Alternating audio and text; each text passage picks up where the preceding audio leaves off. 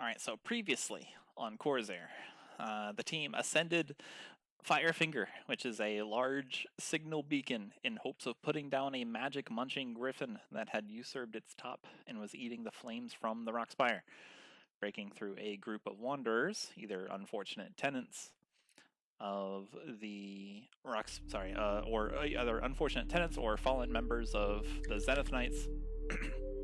And escaping the mandibles of an inferno spider, you collected an interesting tourist trap knife and made your way to the summit. There, That's my new best friend. There, you did battle with the mighty golden griffin that claimed its name was Zertzimswal, and taunted a few members in Orin. You triumphed over the predator. The creature fell from the air, landing on Twig, who is halfway under the sinewy and heavy frame. The raging fires of the signal pillars have calmed, and the familiar balmy breeze of Khorzaire whispers over your skin and scales. And here, 777 feet up in the sky, with the world splayed out all around you, singed from heat and bleeding from talon rakes, what would you like to do? I believe Zoaz would go to ensure that the griffin doesn't immediately get up as a wanderer. Okay. Yeah, make a medicine check, please. Okay. So as you run over, slide on your knees next to the griffin. Or you just run over, stand over next to it. I'll slide. Yeah. Yeah, actually a 16, not a 15. Very nice. Because I get +1. Yeah. So you run over, stand it, kneel down and start checking it, making sure it's for realsies expired, and checking for signs that it is about to get up and start walking around again. A 16 lets you know that actually it seems fine for now. Like, there's always like a bit of time before before they get spurred on again. Sure, but yeah. he would do his best to make sure that it's not a threat once it does get back up. Okay. What was the plan? Sure, I get you. We'll go around and we'll come back to you as time considers on. Indeed. Twig's gonna try to clamber his way out from under the griffin. Yeah. You manage to kind of like pull yourself out, like move around and get out. You see Zoaz there making sure, tending to the griffin, and you see the rest of your party. Twig, you are now no longer trapped underneath the beast. It's easy enough to get out. It just expends some movements, whatever. Xalia will continue to flail around with her new best friend, and Okay. you know, it's not exactly just flailing. She's experimenting with it, but it looks like flailing if you're looking around. Her arm is moving in ways that aren't exactly natural. All right. Chuman is almost looks like he's in a daze. He's just constantly just staring at the griffin, almost as if like he's completely stuck in a trance, ready to continue fighting or something like that. He just hasn't budged from that movement. You can see a few of your arrows still sticking out of it.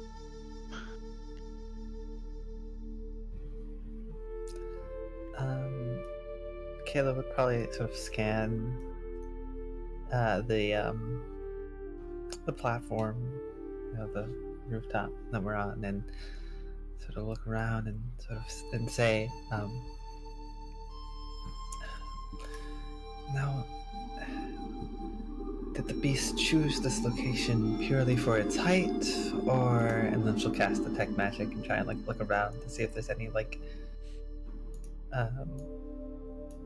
if this is like because it's like trying to eat magic, so like, and it wasn't going for the sword that I guess is magical, so you know, she's kind of thinking like there might be something up with this space up here. Okay. So she's just looking around. You focus a bit and concentrate on the spirits that weave in around the weave of Khorzaire, and you yeah, as expected, you get some outlines from your companions, various accoutrements that they have. Like there's eyes of Chuman and Pastiche that have a little magical outline. Xalia's new knife, Zoaz's staff, And a show tell. and a shoto, yeah. And lest we describe every magic item that everyone has, Sure.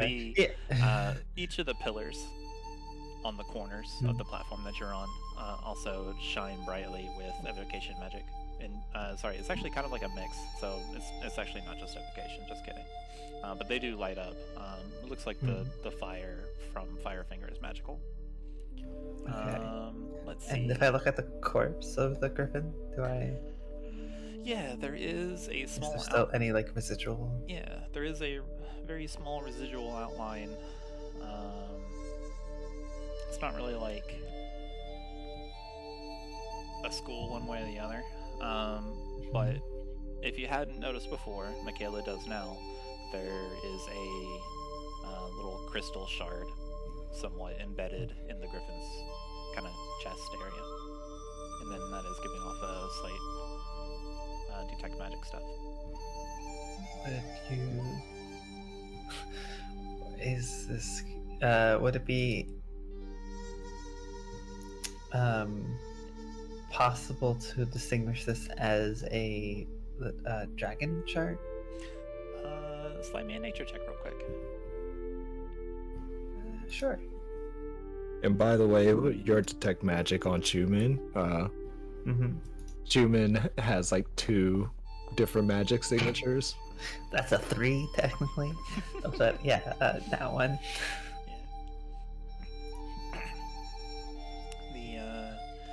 I mean, it seems similar. It's got the same color. It's this salmon color, salmon or rose or something like that. Just kind of like a Makayla like goes to look at the crystal and does like a double take at Chuman's eye. It's like, wait, huh? It's like, So Makayla's focused on magical stuff. Okay. oh, she does. A moment.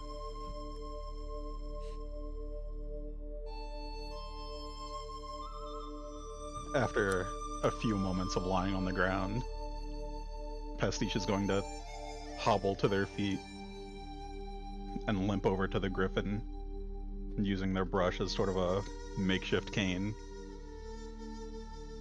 Plant a foot directly on its beak and stab the handle of their brush into its eye. Get him. Before sputtering, "You should have finished the job."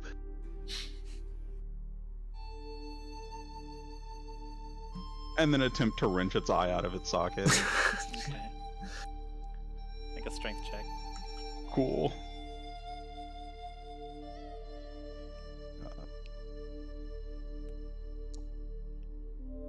A 5. That's appropriate. You want it, you got it.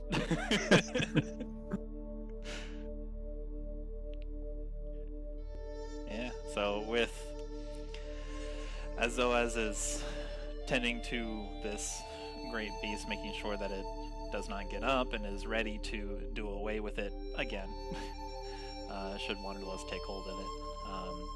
Pastiche struggles on over, and Zoaz, you watch as this display happens, then Pastiche, they bend over and use their Lizardfolk snake claws, just pluck out, like with like great grunting. It takes considerable effort, especially in their state. They're hurt, bruised, bleeding, maybe on fire somewhere. But like with a certain amount of just viscera and goop. Yeah, Pastiche, you've accomplished this feat. Zoaz would see what Pastiche is doing, turn around and grimace to himself. and not watch the full the full action take place. You now have a golden griffin's eye, and also your claw is very bloody. Nice. Well, bloody and like it's got like that clear fluid on it too. Yeah. Okay. Xalia will pat Pastiche on the back and give them a thumbs up.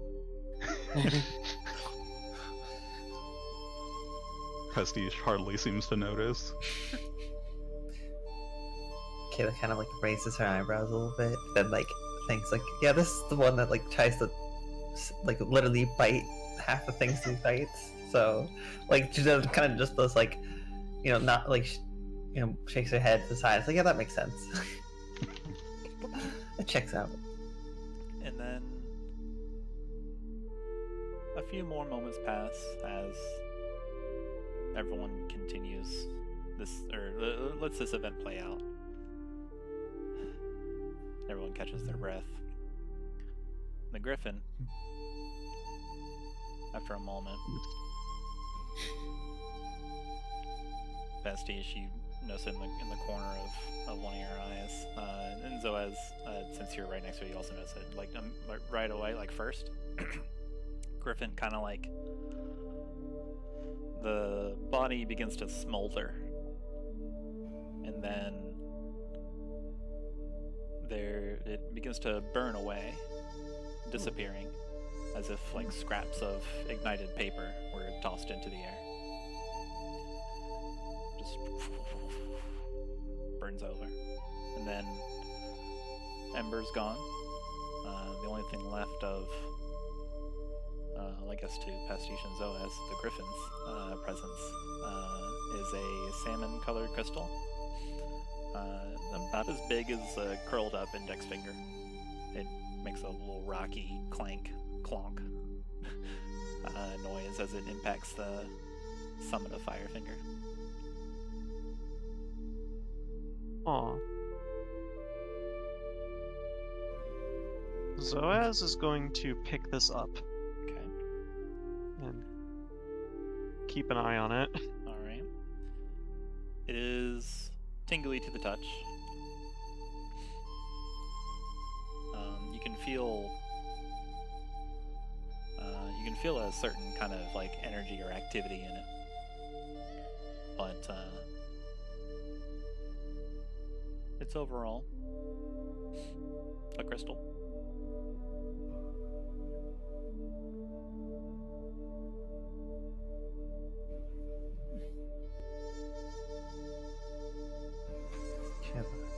Turn.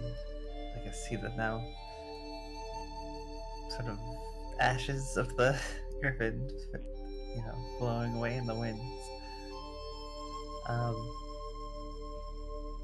Well, I was going to say we should bring back a trophy of sorts, or proof of kill, just so that everyone can be sure that this is killed, but I think you, Pastiche, you've taken care of that.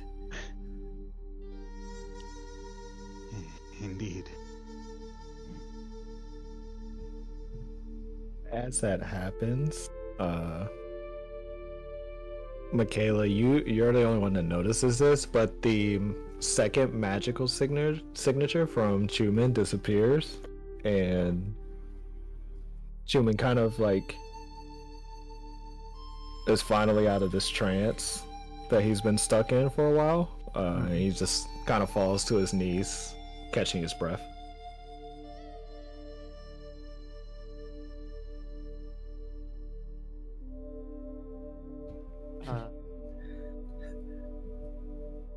Having now ascertained that the griffin will not stand up as a wanderer, Zoaz will clear his throat. Does anyone have dire burns or wounds that need attention? I can provide some aid, some first aid. Pastiche silently turns to you, covered in multiple open bleeding wounds. Zoaz grunts and will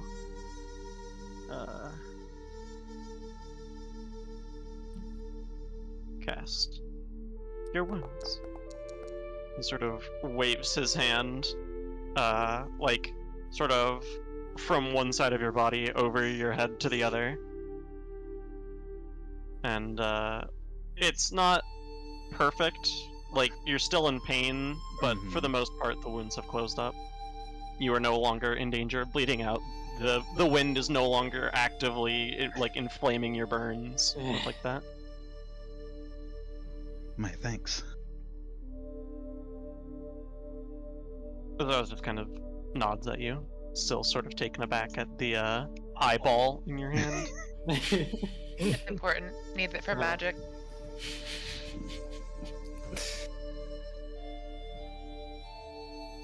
Makayla kind of goes over to Chuman, offers him a hand to help him get back up, and says,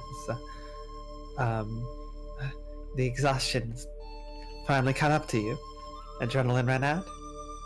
But, like, she has, when she says that, and I'm only gonna be able to see this, Chuman, she has, like, a kind of a look on her face where she kind of very clearly thinks it's not just adrenaline running out and, like, exhaustion hitting.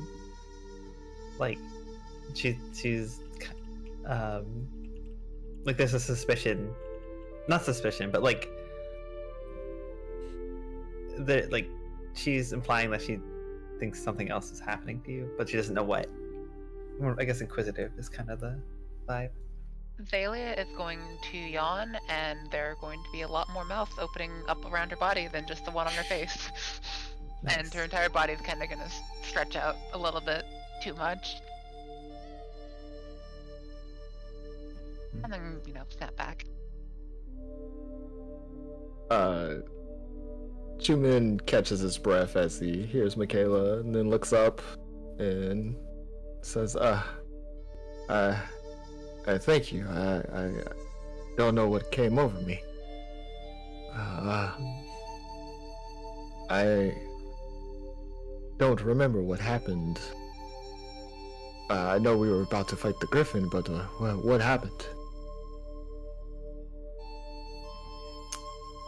Kayla kind of cocks her head a little bit.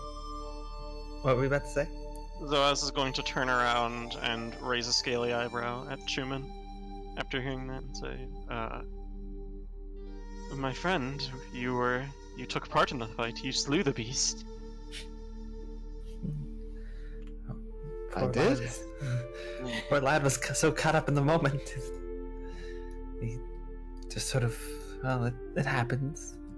It's not unheard of. Those adrenaline rush will kind of put you in a sort of trance-like state. That's what I've read. Not particularly strange, though. Is there... are you feeling beyond just fatigue? Are you feeling well? Well, I can honestly say this has never happened before.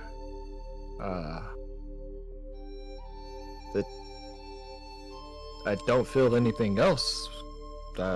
Fatigue, yes. But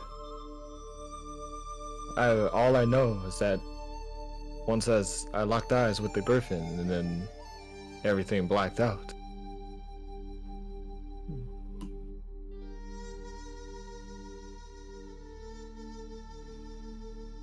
It was as if something had taken over during the time. It is a disquieting thought. Perhaps we'll take you to a Chirurgeon or some such once we arrive back in Aurora. Someone who can take a look at you and see if you're alright. Makayla kind of like slowly nods in agreement. She has like a look of, I guess, concern, and also like she's trying to sort of rack her mind on like what it could be, like what could be happening.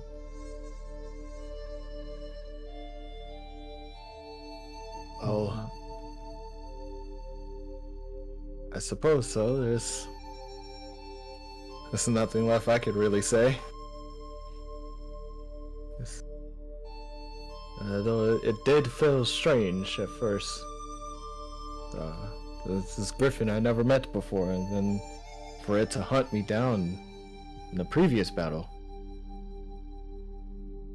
I've never had prey, or I've never had another hunter come after me like that.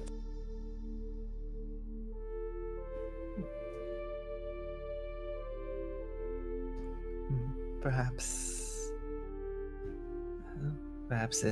just simple fight or flight instincts. She says that, but like, she clearly doesn't believe that's what it was. May be true. After having, tended to Twig and sort of stood all the way back up, straightened out, Zoaz will cough. Well, I suppose it is time we got going, unless anyone has anything else here to do here at the top of the Firefinger.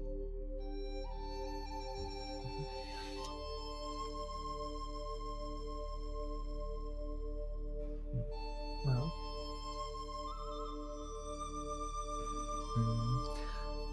Xalia is still waving her funny new smoke sword around. Xalia, give Yeah. me a wisdom save. Huh? Give me a wisdom save there, please. Okay.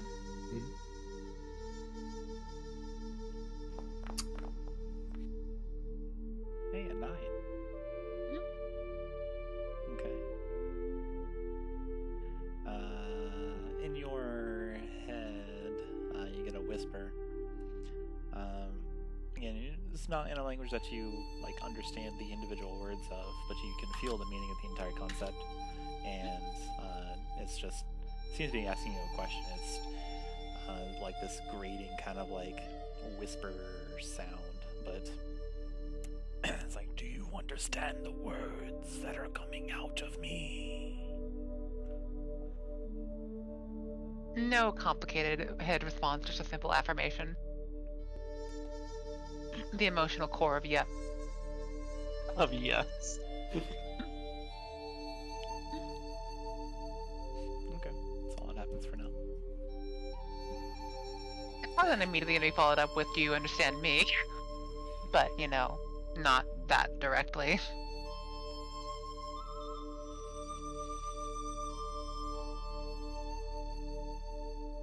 You feel the whispers kind of you can feel the whispers kind of touch the base of your skull, but you don't hear anything else. Sorry, feel the what touch? Oh, the whisper. Yeah. Okay. It's an eerie sensation. But to Xalia, maybe not so much. To Xalia, it was. She's gonna extrude that part of her body and just put it up in front of her face so she can look at it. See if there's anything different there.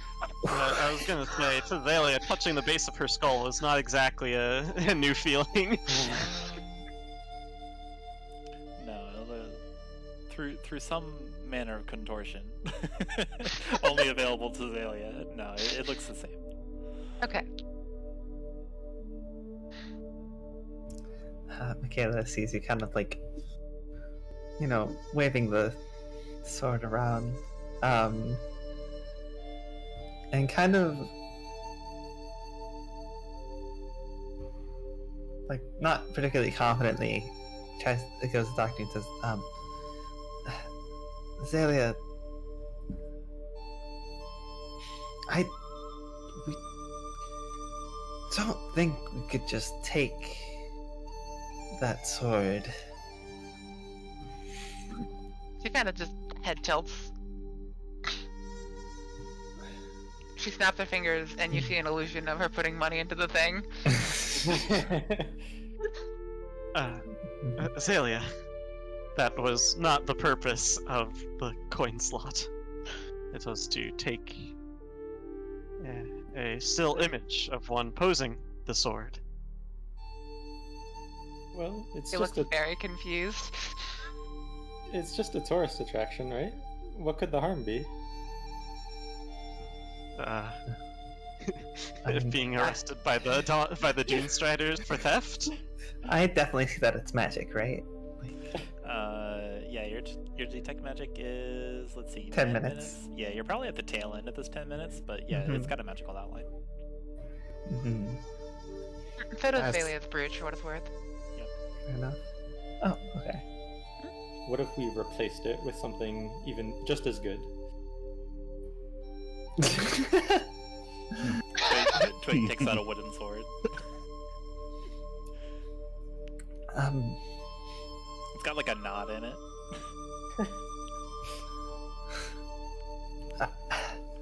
Not that I have particularly strong feelings towards, I guess, the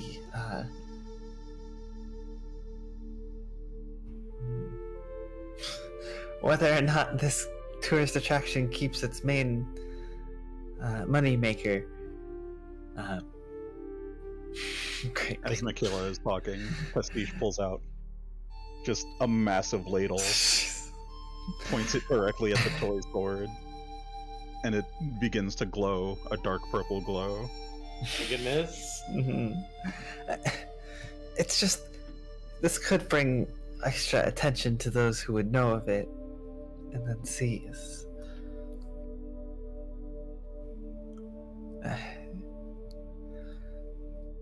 He's looking confused in more and more eyes.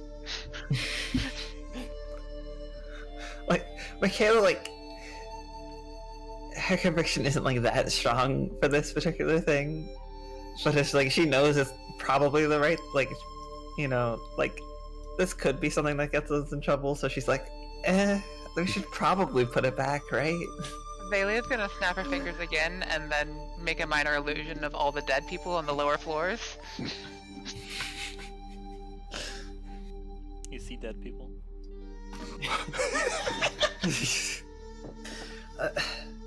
Zoaz just bewildered, like, shakes his head. And it's like, well, at the very least we should not just leave it in the Firefinger in case looters come around, but, I suppose Xalia can hang on to it for a while until we find someone to return it to.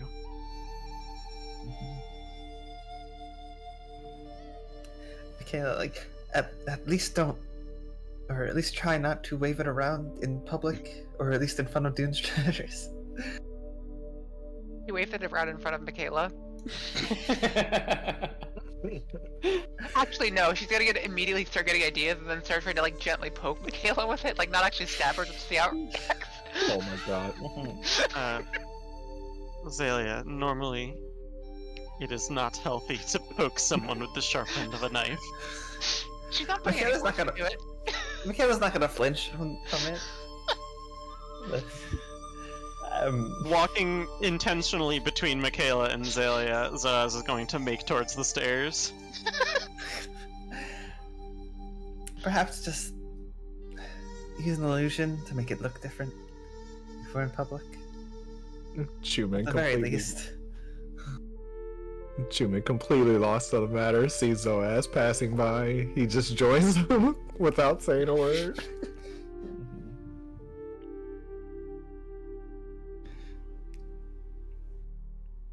Xalia kind of just shrugs and then just vanishes it into a pocket somewhere, and just kind of blinks innocently as like a rolling wave across her face.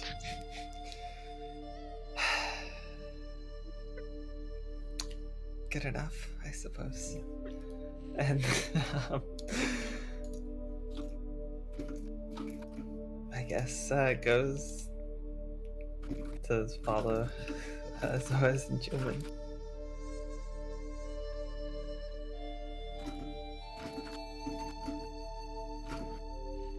Okay.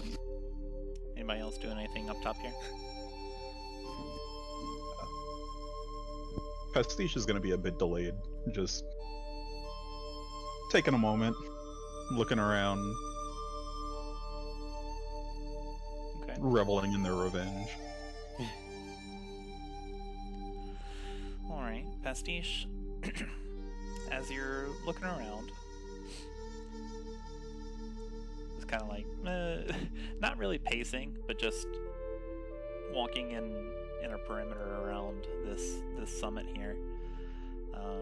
You can see some like bones and skulls. Like there's this weird curly horn, ostensibly from what the Griffin recently had a meal on. Kind of kick at it a bit. There's like this discarded herbalism kit, and there's like a bloody golden sun kind of emblem. Looking around, catching your breath, feeling triumphant. We'll say your gaze heads toward the horizons a bit. And calm down and just peer out across the clouds, and you can see that the sands of Khorzaire are vast. Even from this height, it's impossible to see how much further, or it's impossible to see like much further than the next city.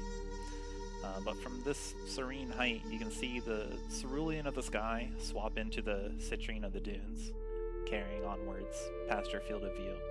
And you can see dotted in on the same relative elevation as yourself several floating platforms with rock formations with sand cascading from them down to the surface. The surface which, looking around, has been blasted and roiled apart many times by the earthquakes that create or reveal new caverns and tunnel systems or expel these rocks skyward. You can see the crimson and the oranges and the whites and the pinks, just a whole palette of colors of different colored rocks as they rise and fall over the continent. True beauty of this continent in full view, almost as if once a moment is taken to look for it, it finds you. It's something someone said one time. To the east you can see the faint specks, hazy with heat waves, of the next city about a few tens of miles away. You can see Aurora just a bit away, the pit stop on the sun's path that she just saved from an eventual fate of the food chain. And you can see your companions descend around the curly spiral staircase that you've come to rely on through the trials that Khorzaire has imposed.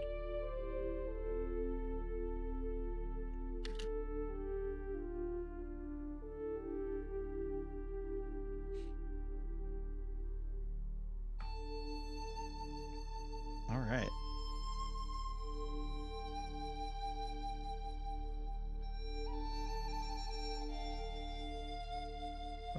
Pastiche is going to take that in for a few more moments before following their companions down.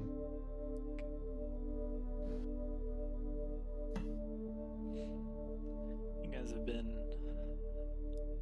on like the second and third, or the second, like the various floors. You've been ascending Firefinger, what I'm trying to say. Right. For like probably tens of minutes, maybe like an hour, like you've spent in Firefinger now. Head down. You're now at the lovely floor where it has the glass case. Oh, Shadow Spirit's not here. Goodbye. You guys are now. On the second floor where it had the glass case that had Soot Whisper. And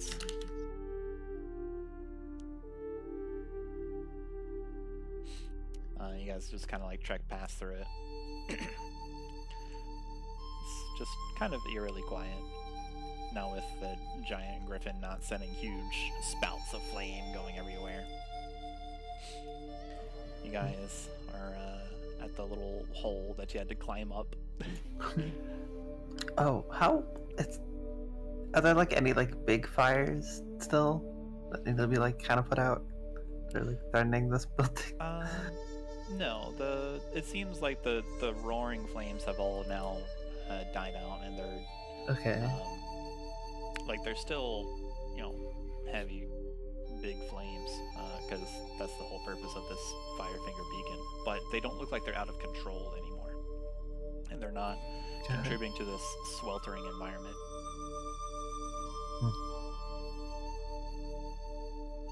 Are there like little fountains in the corners here? Yes.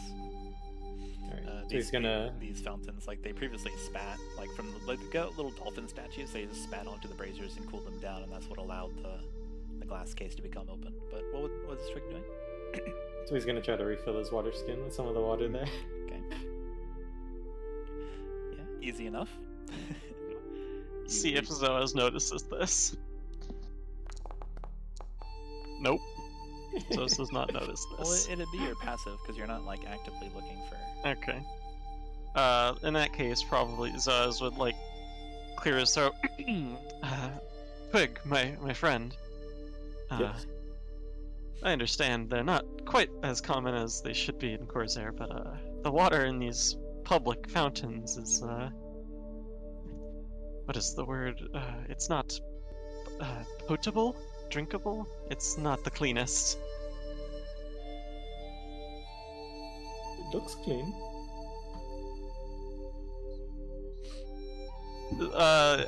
Zoaz just has this like incredulous smile on his face. Twig's gonna sigh and just say, "Fine." Start emptying it back out. If you'd like, I still have a full water skin myself. I'd be happy to share with you until we get back. Well, that sounds fine to me. Zoaz is going to hand his water skin over to Twig. Let's see. Here it is.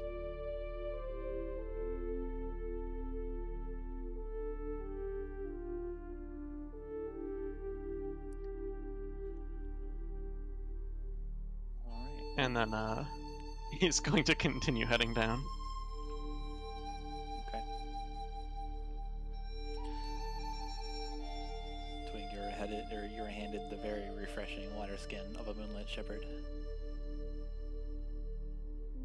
It's got like a little a patch, like a leather patch of an eye, like in between like a crescent moon. Fancy. If Zoaz could blush, he would.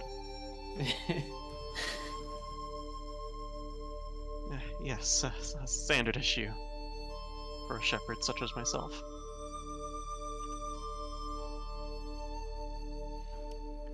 Alright. Makayla would like kind of hang back a little bit. And I think like wait for maybe some people to like, for at least the Zoaz to sort of walk, be kind of like down some of the steps and just kind of like, off the floor out of earshot, and then turn towards the pedestal and try and like hit it a little bit, like try and rough it up to at least like make it look like someone like stole it rather than just like it was taken. So he's gonna help. We should, if we were trying to say that it was taken by someone else, perhaps it might be best to try and sell the lie. It was in a display case, right? Yeah, it's like a display case that like when you put the coin in, it like lifts up and plays a lifts jingle. itself. Yeah. So it's just like Makayla is just trying to make it look like it was like broken into and stolen, and be like, well, it wasn't us. It was broken. It was... like clearly someone tried to, someone took advantage of the situation and stole it. Not technically incorrect. Exactly, which is why she's going with that. Alright, Zoaz, I guess when that's done, we'll just sort of like rush back down the stairs. And yeah, Zoaz, you're at the point where you had to climb up to reach this floor, and you're joined by your companions as you're deciding how to proceed. Zoaz will drop a length of rope. Like he'll take his climber's kit, and he'll hook the grappling hook in as best as he can. Like as close as he can to the hole, and then he's gonna try to like sort of rappel down the wall, like holding onto the rope. Cause like when we were climbing up, we were using the wall for support and sort of like walking our way up. Yeah. So Zoaz is gonna like rappel down the hole, and then as best he can, and then wait for the others to join him. Alright. So you guys watch as Zoaz goes down. He's just rappelling down. We're just waiting for him to get off the rope so you can go next. And Zoaz, as you get down to the first floor, where all the wanderers were and such, you kind of like dust yourself off. You freeze for a moment, and to your horror, how do I bring just you here? Pull to scene. To your horror, there is currently a skull sitting on top of the administration desk. It is facing away from you, but it is roaring with a green flame. What is the lighting in this room? Extremely bright. There's 2 places of fire on the right, and then they're providing enough Okay. light for everything to be completely clear. You notice that there is not a body attached to this thing. It is just a bleached skull on top of the desk. About how high up is the hole that I came from? Like 10, 15, 20 feet? We'll say between 20 and 30 feet. Zoaz is going to Misty Step back up. Ah, okay, that's a good idea. So, let's say someone was like approaching the rope. Zoaz, like to your right, close to the wall, sort of this silvery fog appears, and Zoaz steps out of it. And whoever it was that was about to climb down after him, Zoaz grabs their shoulder and just shakes his head and whispers, quietly but intensely, "One of the wanderers, the flaming one, is, I believe, still moving."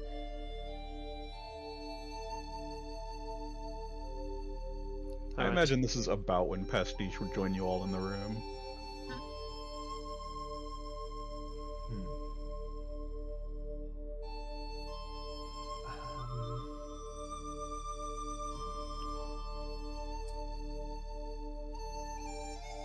Well, I mean, Makayla kind of like looks around. If we have enough rope, we could just, I guess, rappel down the outskirts of the building, right? Because this is like open air, right? This is open There's air, no yes. actual wall. Yeah, it's just the pillars. Yeah. I believe it would be unwise to leave such a creature to perhaps kill whoever we send here next. So it would be in our best interest to handle it, but I figured allowing. She's like, Makayla's like about to start, and then she's like, you know what? Fine. I was under the assumption that It would be best if it were only me who was surprised by its appearance. It's like that wasn't exactly fine. Well, it's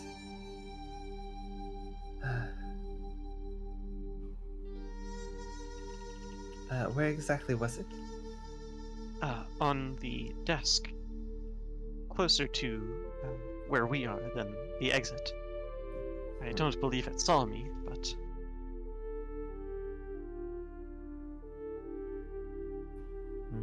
Is there any other way to at least see in the lower see on the lower floor?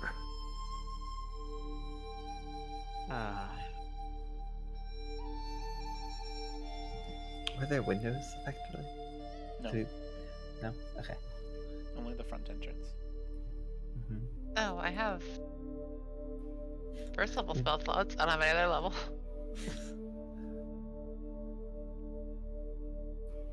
Is Spider Crawl a first level spell? I don't think so. It's the second level spell. Try.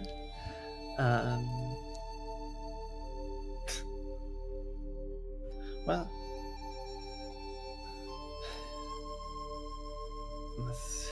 so our options are we go down there one by one and maybe try and attack it while we're all on a rope, or try and stealthily get down the rope and hope it hasn't noticed us. Or we can try to rappel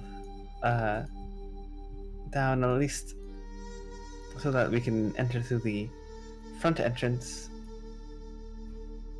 Perhaps maybe multiple points of entry at once. Or we can just try and blitz it.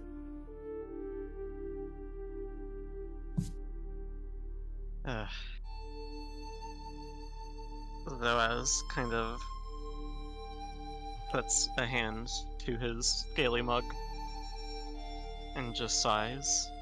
Oh, if only it could have been easy. Oh, but I forgot to deal with them. I suppose we were under a bit of duress, though.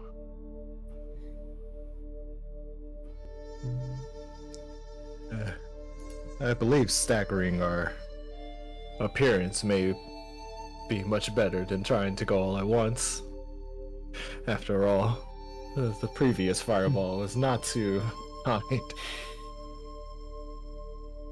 Anyone have some? You like you're volunteering to go first. Well, who else is the healthiest? After hearing that, Zoaz will walk over, put a hand on Chuman's shoulder, and say, "Go get him." And Chuman, you are filled with bravery, confidence.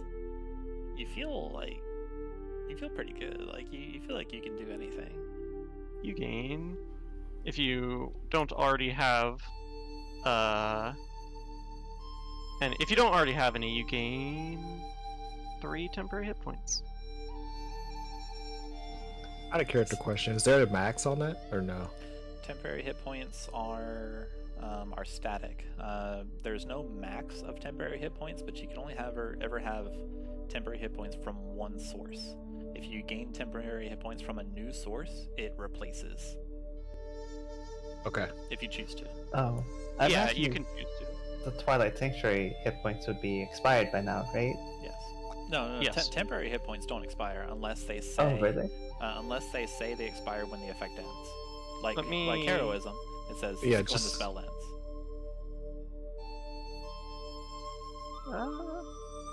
It doesn't say that they go away when the effect ends. Okay. So if the Griffin didn't take them, then you still have them. And you can choose to not take the heroism ones if you have more than 3. Yeah, I definitely have more than 3, so. Okay. Well, regardless, my assumption was the effect will still kick in. It's just you can choose to not take the new source. Right. How many temporary hit points do you have? They're not recorded on your sheet. Oh, did you put them in as actual health, Chuman? May have. It was 12 though. Right underneath where it says your hit points, it's plus temp. You'll write them in there. Okay, I see. And then you can subtract 12 from your actual health to even it out. There. There you go. Alright, so what's the plan? Chuman is going to head down and see if he can get a position in there without making a noise. Okay, go ahead and roll me stealth. And what's everybody else doing? Are y'all just Makayla's kind of like around turning all- back, turning back and forth between Pastiche and Xalia, and it's like, do none of you have some sort of familiar or Hey. something? Can you not spawn that strange thing again to walk in there for us again, Xalia? Like, clearly setting Chuman in. Alright. Xalia is going to It's a do her bad extended idea. full body yawn again.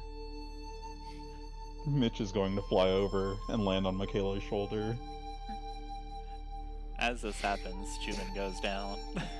Yeah, without any of us noticing. Yeah, because he doesn't make a sound. Chuman, with the expert of climbing that you have, like maneuvering around through cavernous tunnel systems and rock walls, you were able to slide down and get down there with pretty much without so much as a footstep. And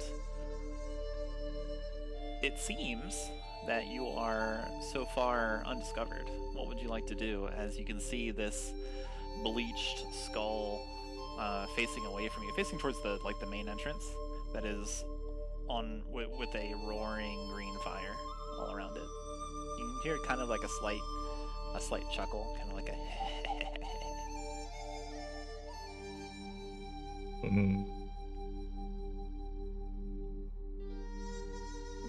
Pastiche is staring into the hole, just listening for any sound, and is going to slide down after him as soon as they hear something. And you hear the music change. Oh, What you got, Chuman? Let's see. This would be considered my initiation, right? Or like first turn in combat? If you're going to attack it, yeah, it'll be a surprise round, and it'll be the first round. Okay. Well, Ma, come here.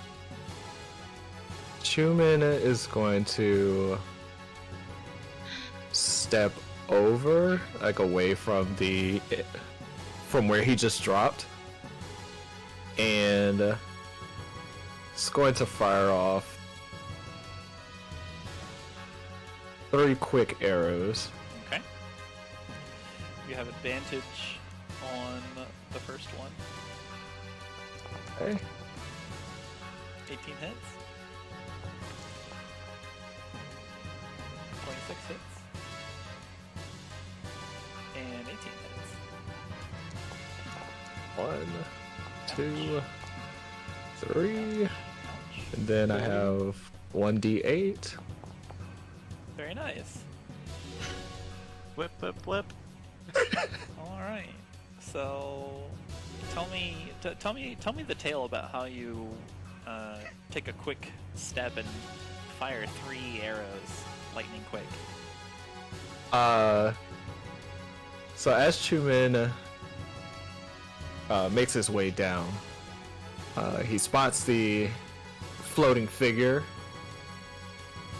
and silently removes his bow from his back side. And while he's kind of crouching, sort of the prowl walk, gets a slightly closer, then takes aim with 2 arrows at the same time, and then fires off a final arrow after striking the first 2. Okay. And they're fairly fast. Boop, boop. And then the final one is boop. With a slight pause afterwards. Okay. And then Chuman I can still move the rest of it, right? Yeah, you can still move. You can see like the skull kind of like ting ting ting as the arrows fly into it. You knock the skull over and it falls off of the desk out of sight. I don't like that. Then Chuman.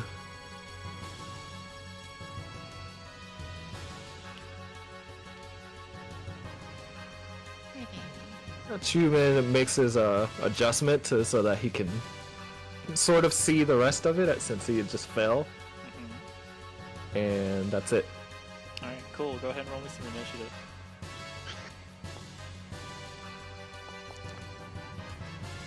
Oh yeah. Alright, the rest of you, as this happens, you can hear just this massive cackling come within earshot as just followed by kaboom. And everyone else can roll initiative. Zoaz is going to just audibly, loudly groan. Like, we didn't tell him to start without us. Okay. Let's see here. 1, 2, 3, 6. Well, you hear some fire energy condense actually, and like the cackling gets loud. Makayla, Twig, and Pastiche, you actually are able to go before in initiative order because this is no longer a surprise round, and you guys were ready for fights. Cool. What would you like to do? Standing on top of the stairwell that you have to climb down. You can hear this massive cackling, just and you know Chuman's down there somewhere, climbing his half speed. How far down would we have to climb to get to the next floor? It is 20 feet, or like 20-ish feet, so you would have to climb. We'll say 20 feet. Okay. So you would have to spend 40 feet of movement to get down there if you're climbing.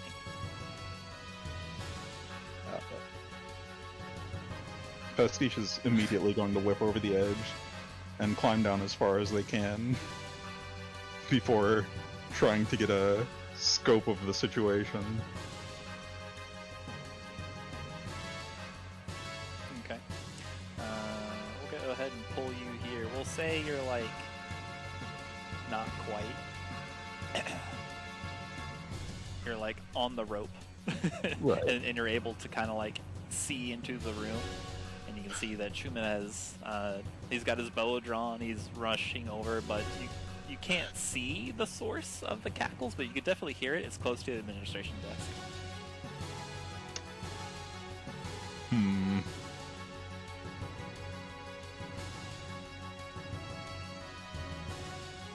We'll say you can drop down, but that'll be the end of your movement.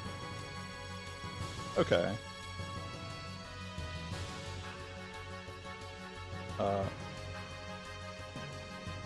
Then Pastiche is gonna drop down. Let's see.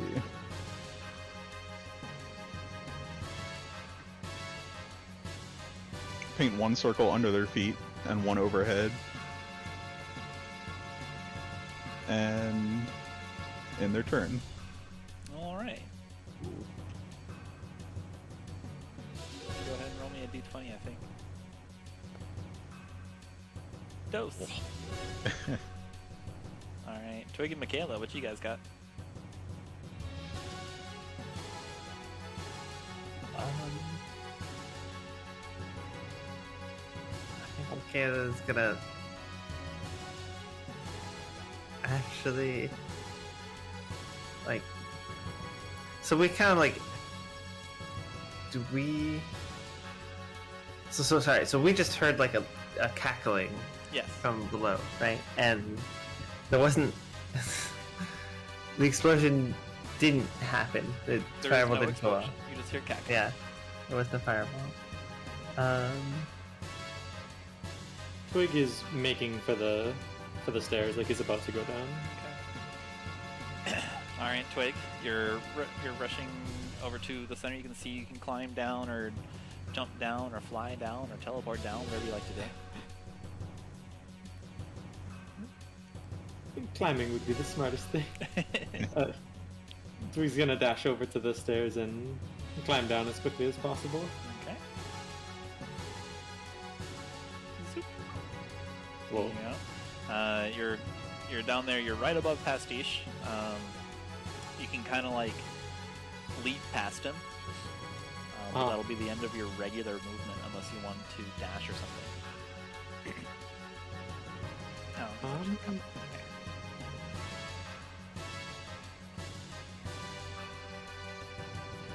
Yes. Makayla would wait a second. Okay.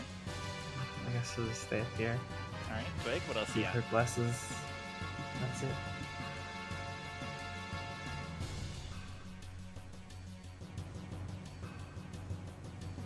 I'm considering, I'm thinking.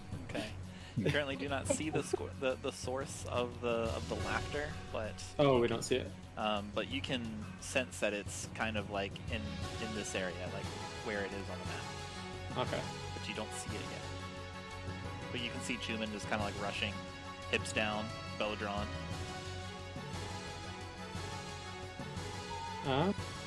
Twig is going to dash over to roughly the source of where the laughter is coming from. Okay. And you dash over. There's some like bookshelves that are maybe like waist high.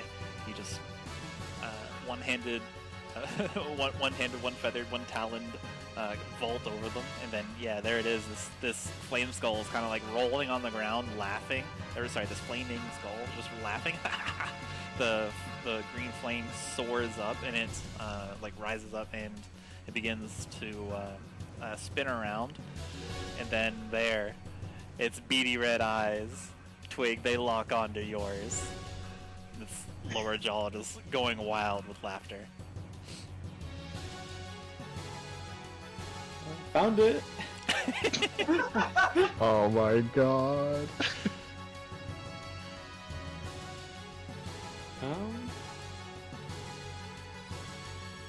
Twig is just gonna take his scimitar in both hands and just bring it down on the skull as hard as possible. Okay. Just trying to end it before it can do anything bad. Making an attack roll.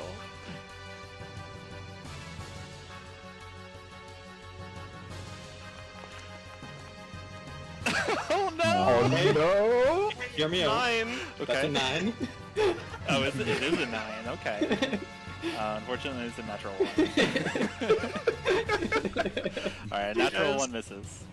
Found it! Absolutely destroy some of the tiling on the ground. Yeah, just it kind of like rolls, lists lazily to the left, and just kind of like rolls, and then whoosh, where the skull was, it is no longer there. It's just laughing the entire time. Oh, no. That watermelon slice from this morning was foreshadowing. Aww. The watermelon slice from this morning was Did he- foreshadowing indeed. Did he manage to roll it under the table now? Alright, and then from underneath the table, this cacophonous laughter comes to a crescendo, and Twig, your feet seas become very hot. Well,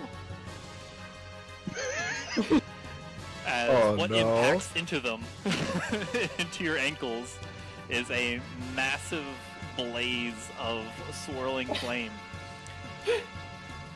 And I need you to make a dexterity saving throw.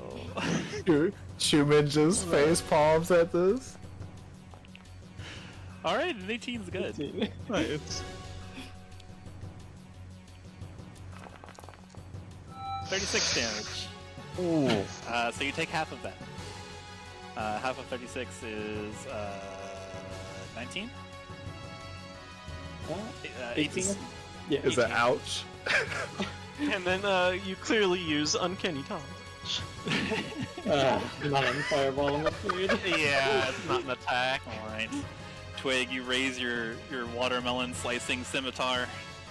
Come bang it down into the tiles. There's ceramics going everywhere. The flame skull rolls to the side, and then from its mouth, it lets loose a bead of light, and it explodes, impacting your ankles, and you are engulfed, veritably engulfed, in a gout of vicious flame that courses over your body, singes your feathers. I'm pretty sure your hat is gone in flames, and there are multiple things on fire as you take a direct hit from this fireball. Jesus. Which brings us to Zoaz. Zoaz. That sounds Audibly like a cue. Yeah, so as Chuman, like as Zoaz hears the cackling, Zoaz begins to go, wait, I didn't, and then Twig jumps down, yells, found it, and then just like the whole tower vibrates, and Zoaz just groans, just, ah, and is going to dash and try and get as far down the rope as he can, as quickly as possible. Yep, there you go. So you are dash. You see Pastiche there standing at the bottom of the hole, and you just kind of like jump over him and leap, do a little tuck and roll, leap to your feet. And then, let's see. You have 25 feet of movement from where you stand, because that was your action to dash, right? Yes. Okay. Yep. So you have a bonus action and 25 feet of movement. What would you like to do?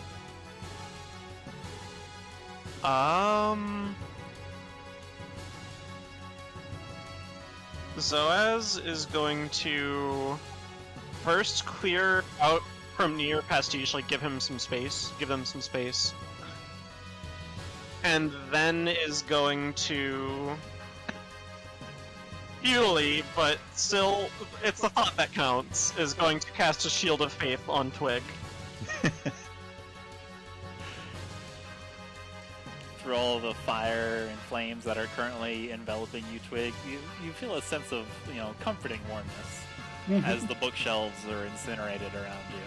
As opposed to discomforting warmness. You know that Selenade is watching out for you. Wink finger guns. Alright. I'm not sure Twig's aware. Xalia and Chuman. I think Xalia's honestly just kind of spaced out and doesn't feel like it. Yeah, She's not in gonna the mood keep playing today. with her dagger. Huh? Said not in the mood today. Yeah, come back later. Sounds about Xalia. Alright. Chuman, underneath this administrative desk is the flaming skull. You can see it's like beady eyes, kind of like one has is no longer emitting light. The other one's just kind of like flickering, going in and out.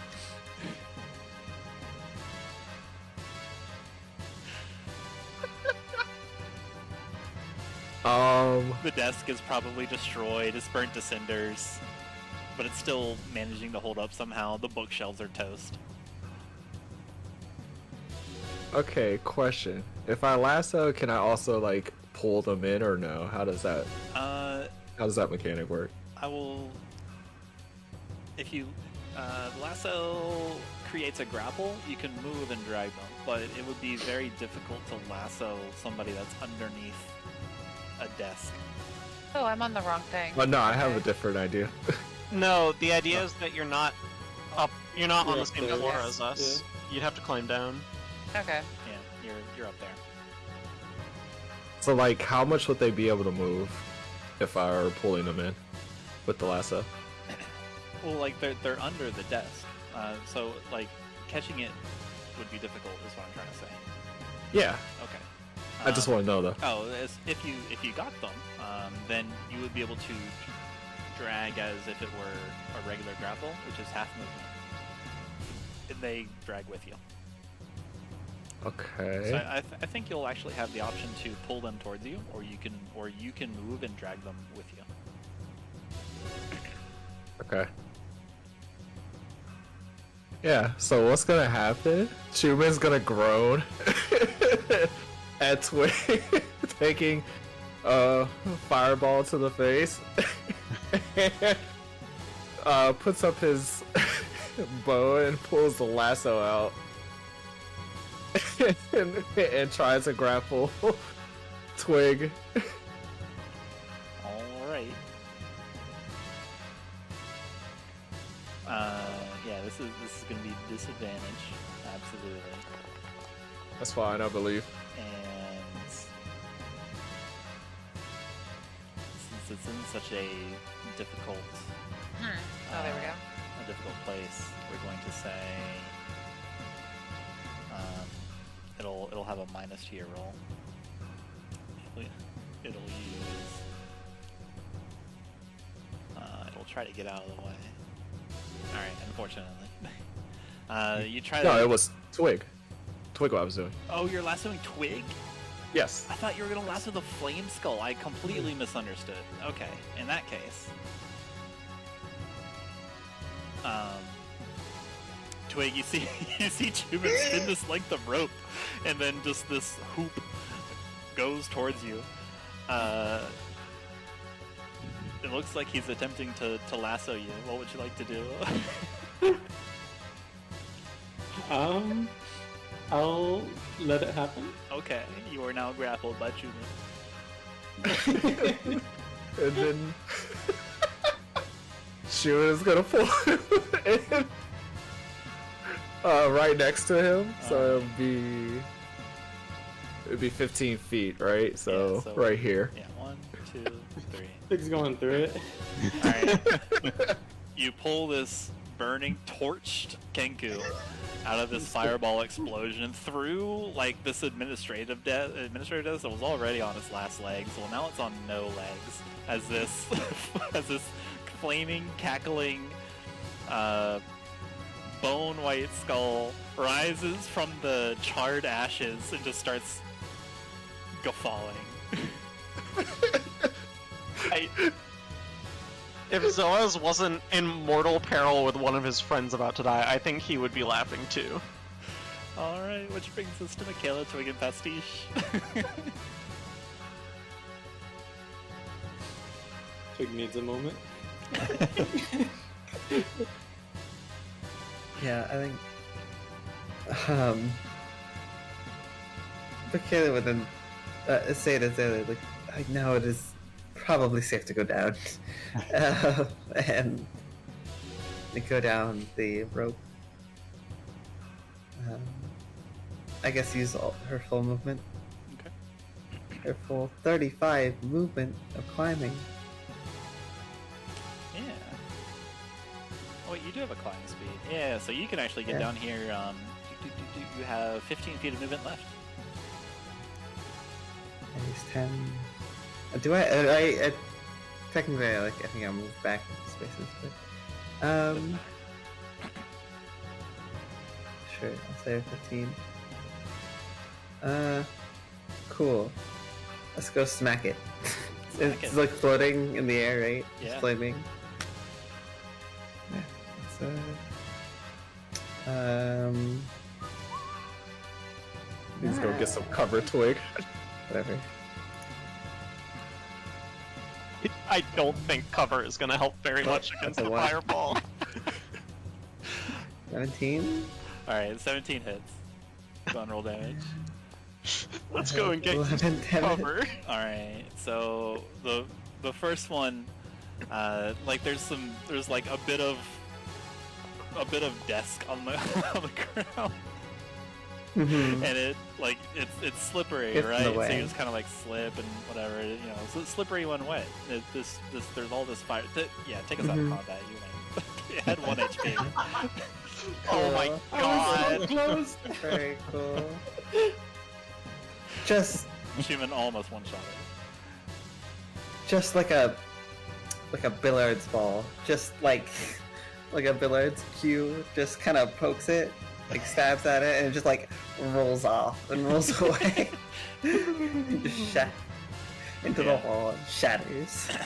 Yeah, it just the skull just rolls through the air and then clacks to the ground, rolls a couple bit more, and just hits against the wall. And the little bright red flares for eyes it has are Dunzo. All right. Zoaz, stunned at the fact that Chuman decided that the course of action was to lasso his friend and pull him through a desk, is going to sit there for a moment, just and then is going to run over to Twig. Yeah, as you're doing that, Chuman's already casting Cure Wounds. Yeah, Makayla's like looking at the scene and is now just like, wait, what happened down here? That was not how I thought it played out. Alia's going to lasso down, find the skull, and stab it with the dagger. Okay. It's shattered in a billion pieces. She's gonna stab the shattered pieces with the dagger. She wants to find out. Wait, Give does me a- Pastiche do what I think they do? Yeah, Pastiche starts walking towards Twig and then just blinks out of existence. Twig, as everyone's putting their hands on you, just enveloping you in this serene warmth that eases the burns on you as if it were just some aloe vera, just this gel. You look over at Pastiche, who walks over you, this serious face on their countenance, and then they're gone. Twig reaches out like they're about to help him up, and then Pastiche disappears.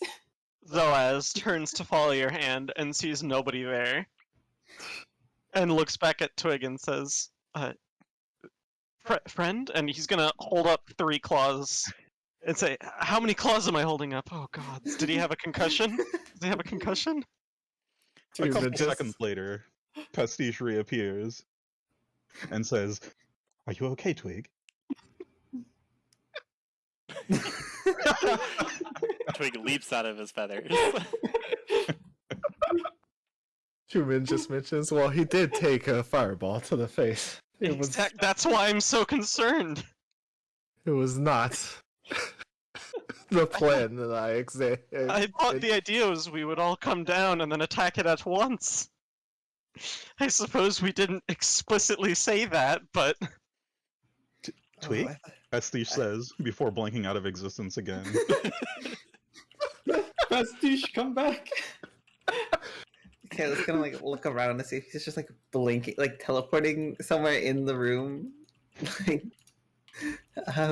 just gonna be very confused, and then I guess kind of like move and look at the space, just waiting. Was that just one of their mirror images? Perhaps the teleportation magics have gone wrong. Chuman just looks over to Zoaz and just mentions, well, did you expect everyone to be quiet as they came down the roof? Yes. That is, in fact, exactly what I expected. Chuman just frowns and says nothing afterwards. To be fair, I also thought the assumption, or the implicated plan was Chuman would be our, mining canary, so to speak. Chuman just looks over to Xalia. Xalia is stabbing like random pieces of bone with a smoke dagger. And then speaks up. I'm sure your plan would have went with all of us taking one fireball.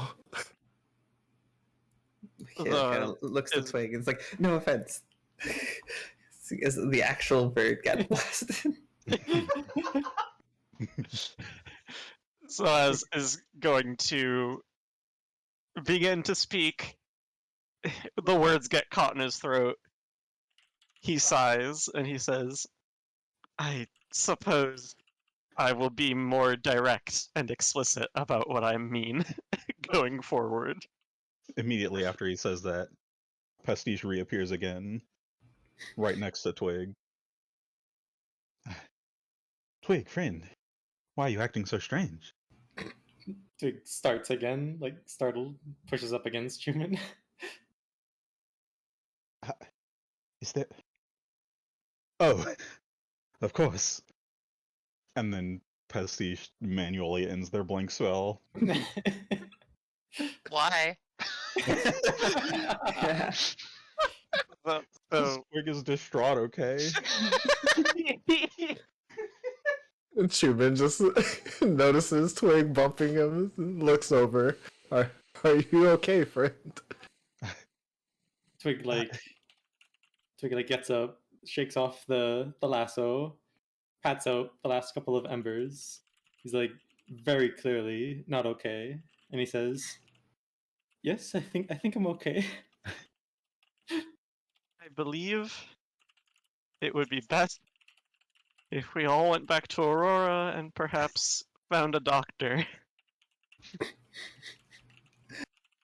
Alias has not run out of bone shards to stab yet. Okay. Xalia, I need a wisdom save from you. Okay. And Pastiche, something interesting happens to you, and I'm passing you a note. Okay.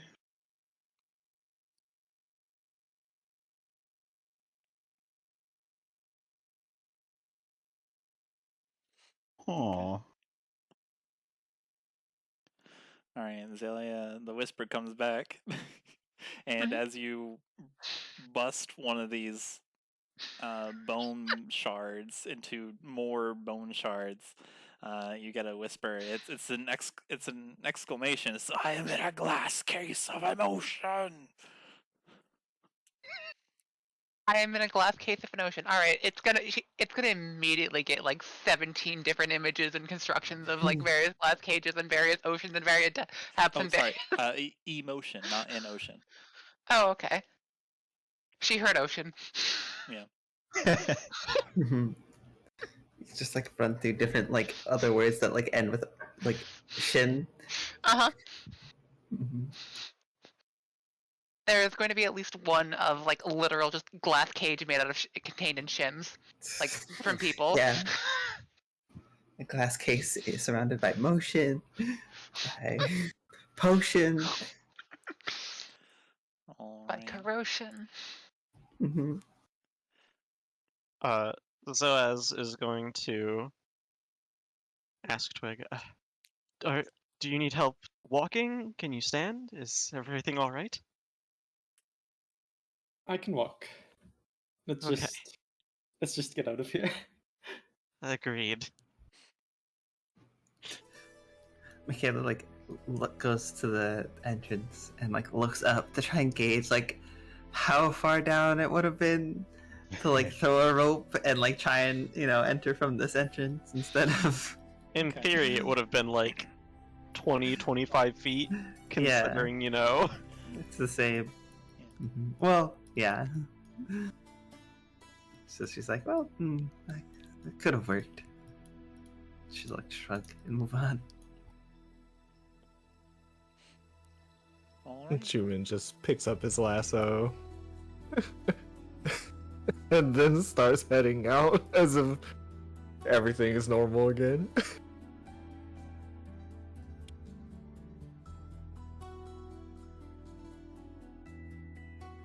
Okay, start running the raptors. Zoaz takes one last look around the now completely annihilated first floor of the Firefinger. Everything is on fire, or was on fire. He shakes his head.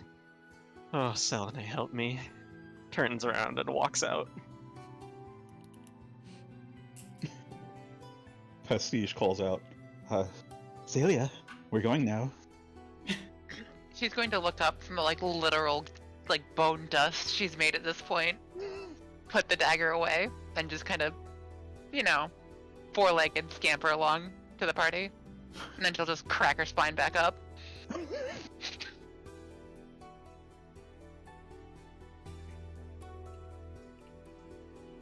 right. Headed back to Aurora.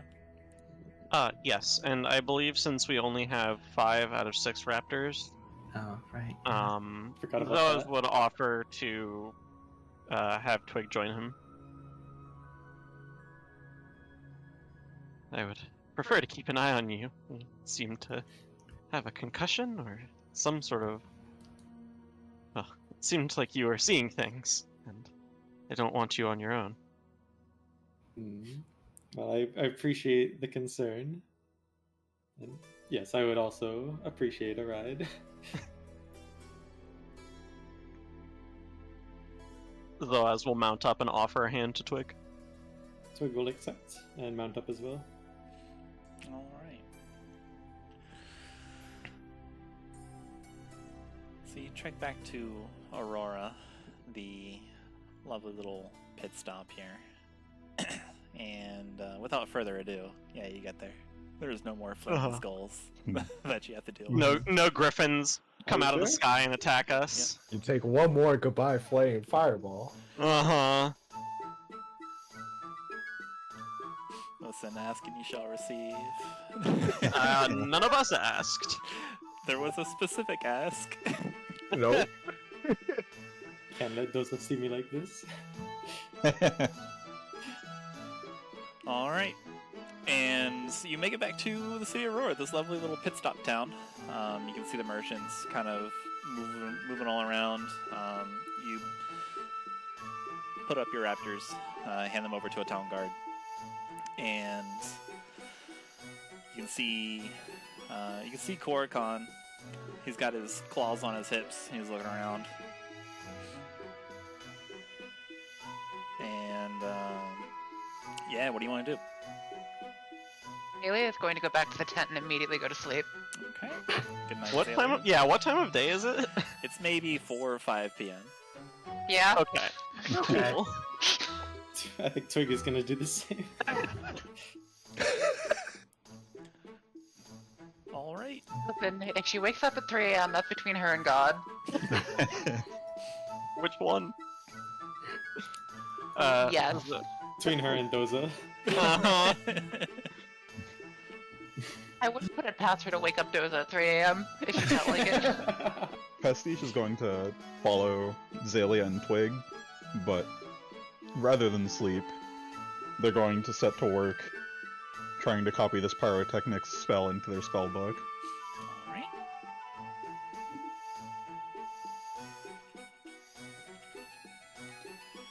Sure thing. And you know how that works, right? Yeah, it's a DC 12 Arcana check, and like 2 hours and 100 gold or something. Or was it like 50 gold for each spell level?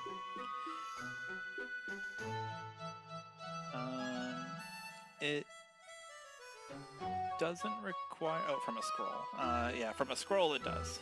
Yeah. So yeah, it's a pyrotechnics is a 2nd level spell, and then yeah. So yeah, you're right.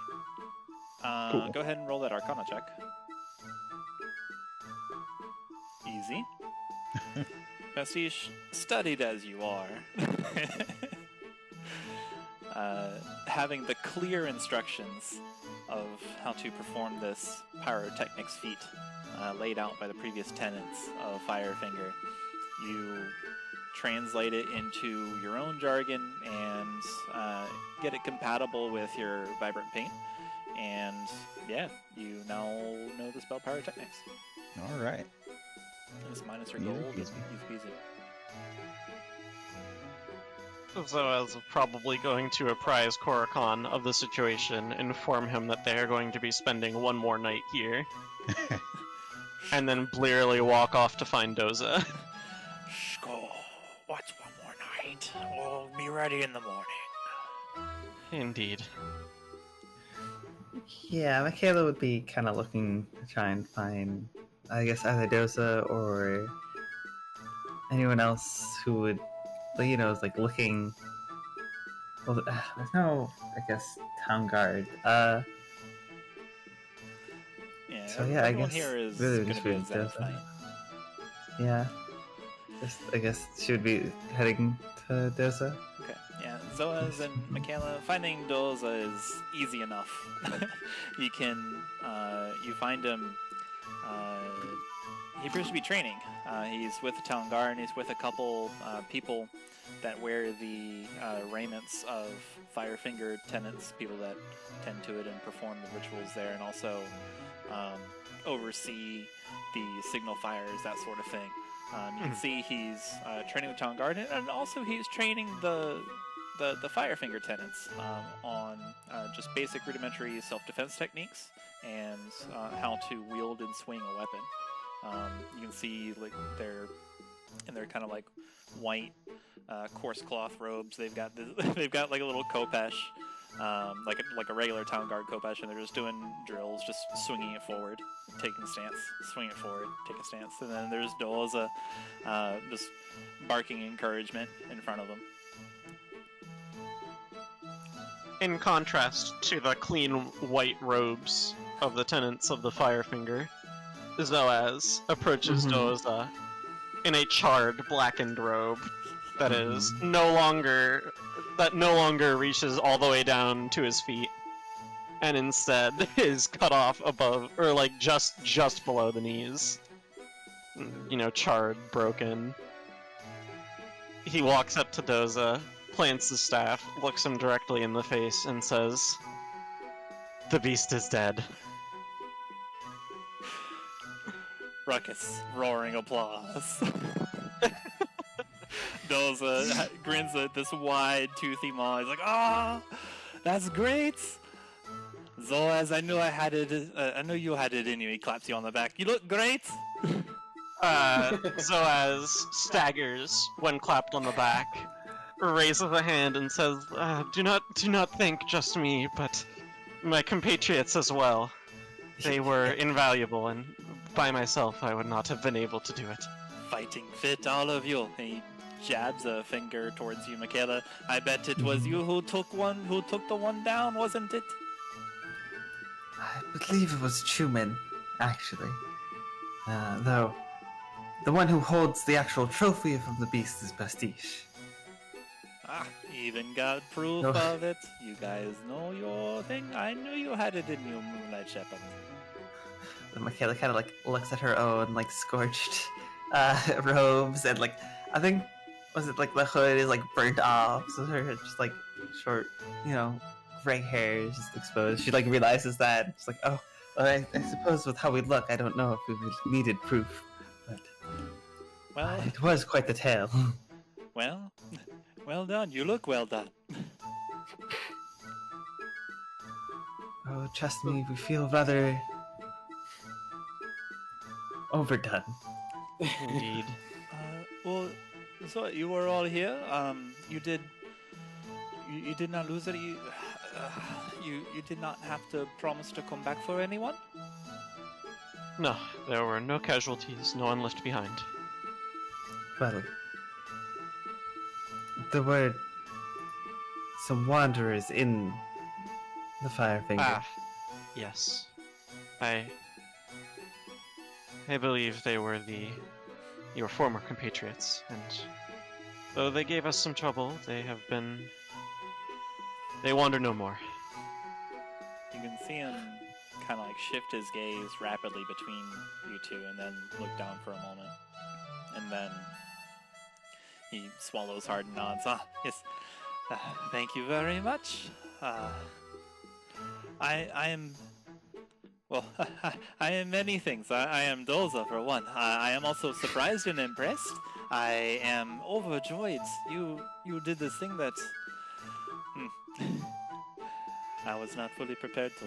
And with everyone still coming back too. Yeah. The whole... it was an unfortunate sight. The whole building really was burned and ransacked, and it's hard to say how much was taken and how much was just destroyed. I see. It will take a lot of rebuilding, but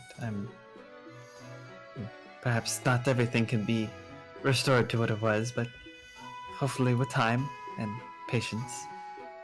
Yes, I think with time and patience, that these people will be able to defend themselves too, so that the Zealth Knights are not always needed here. I'll stay here for a bit though, make sure. And Zoaz will perk up. You can almost see the exclamation point appear above his head as he remembers.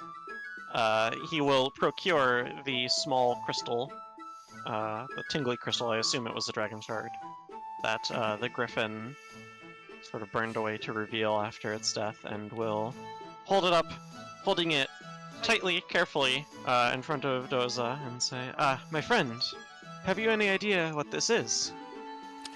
Boza will roll a check. Hey, that's pretty good. You got a 15. That is a kind of like he moves his entire upper torso forward, but remains like his like he remains firmly planted. That looks like a dragon shot, no? Indeed, but rather than a corpse, well, there for a short while there was a corpse, but soon after the remains of the griffin burned away, and all that remained was the trophy that our friend Pastiche kept, and, well, Zoaz sort of gestures his other hand to the crystal. Kind of quirks his brow. That doesn't make sense. Why would it do that? Zoaz shrugs and stows the crystal. A mystery to tell her sorry when I finally get back. She'll want to know.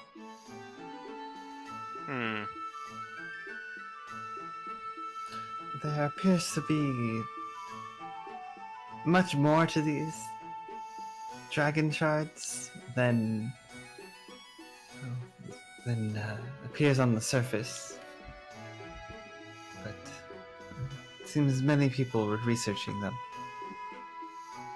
There's a lot we do not know. I'll be frank, I know about as much as the next person. I leave that to the Sparkers and their well, for lack of a better word, wizardry. I am not predisposed to the sciences. Sparkers, if there's something to find out, they'll find it out. Either them or Alma. But Alma perhaps already knows. Oh, forgive me. I forgive my station. Merchant King Alma, the gnome. Perhaps. But, I don't think this is something that you need to concern yourself with for now. I think you may be right. For now, I will fully concern myself with these lovely people here. And he kind of like turns and like yells out like an energetic shout, like yeah, and he makes as if to swing at one of Firefinger's shrine tenants, and they just kind of like stumble backwards and fall into the sand on the rear. Not quite as swift on the feet as the young Twig, eh? You have more work to do. Up. 20 more swings.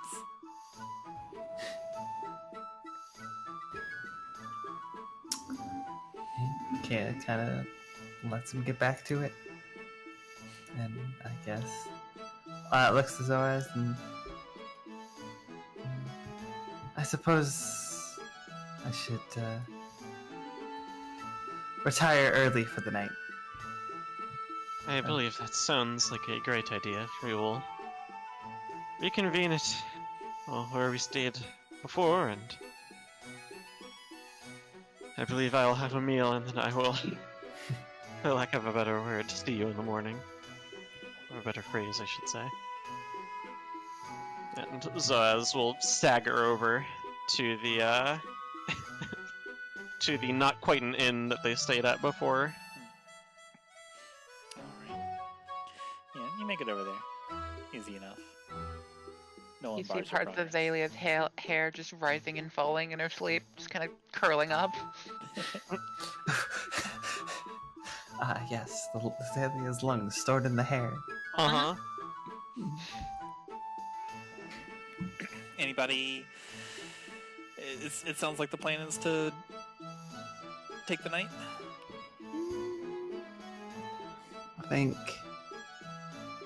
Kayla probably wouldn't right away. She'd probably try and look at if there's any more of the tome or like weird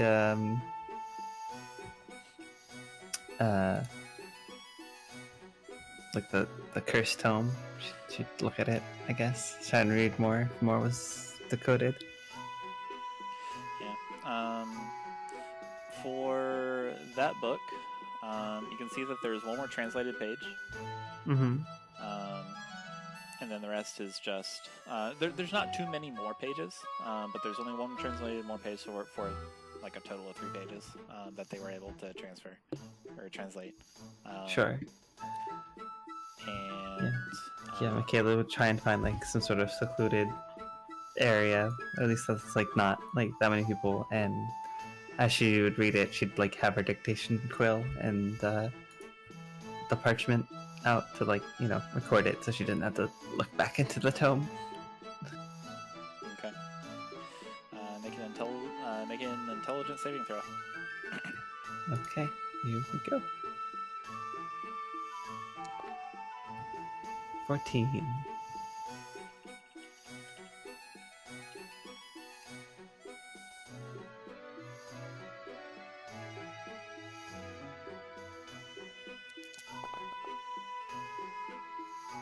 Okay.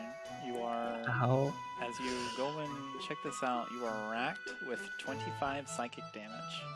Oh, bless Twilight Sanctuary for keeping me alive at 9 HP, the exact amount of temporary hit points, because I had 25 HP. Cool. Or base, like regular HP. And I'll actually get that to you after the session. I have managed to misplace my book channel again, and I'll get it to you after the session. Sure, no problem. But yeah, after that, she'd probably have like a massive migraine and store everything away and probably try and get like a drink somewhere before she try and go to sleep. Okay. Easy enough. You're looking for like an alcoholic drink or a regular non-alcoholic drink? Probably some sort of alcoholic drink. Okay. That'll be the many merchants in this town that are moving goods to Olga. It's easy enough to find and purchase just a sip of alcohol. It'll be let's see, be 1 silver. Sure. Yeah, she wouldn't really care much about like what just some like just anything to just kind of like ease the mental pain. I guess. I get you. Yeah, and then she'd retire to the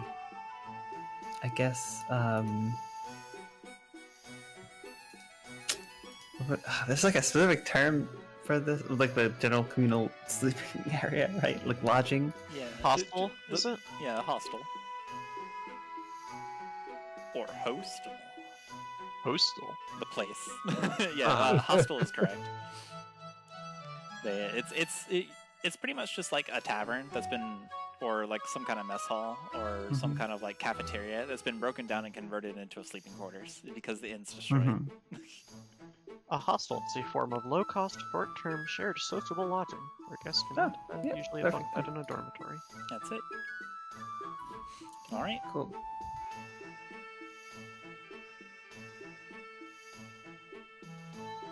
Let's see here. I think everyone else is going to sleep. What's Twig doing?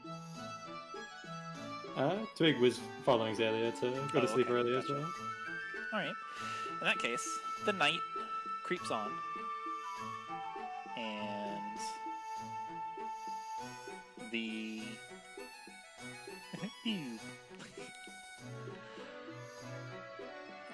night creeps on, and you're all able to get some rest after a trying day full of fire, blazes, claws,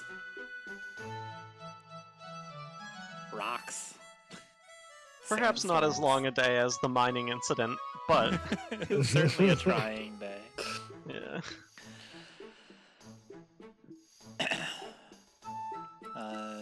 Zoaz, as you are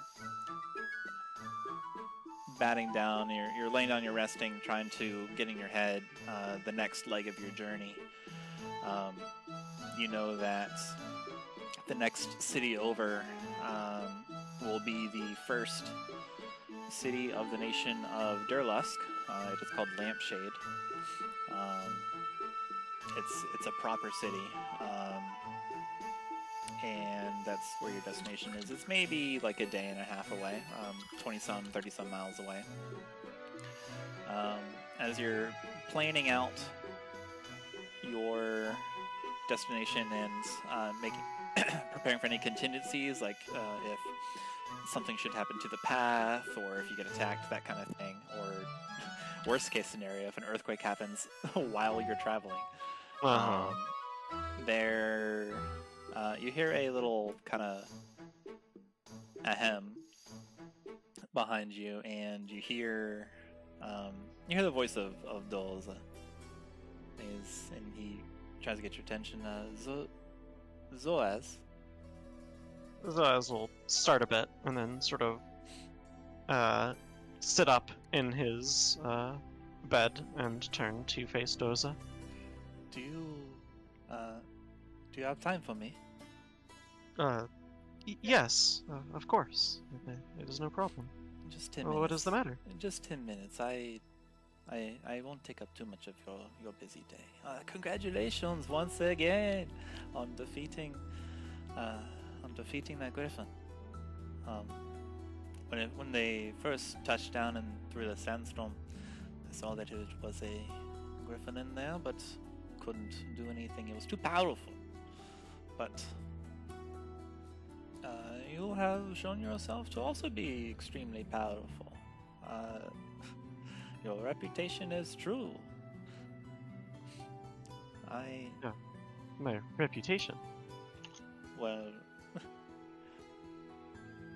you're a Moonlight Shepherd. The word on the street is that you are the best to come out of Tenuto. Zoaz will crack a wry grin and say, I suppose so. It has never really crossed my mind. I simply do my job and the rest comes naturally.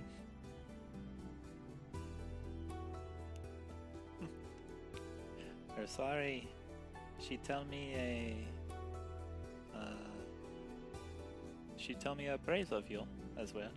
She also thinks that you are the best in Tenuto.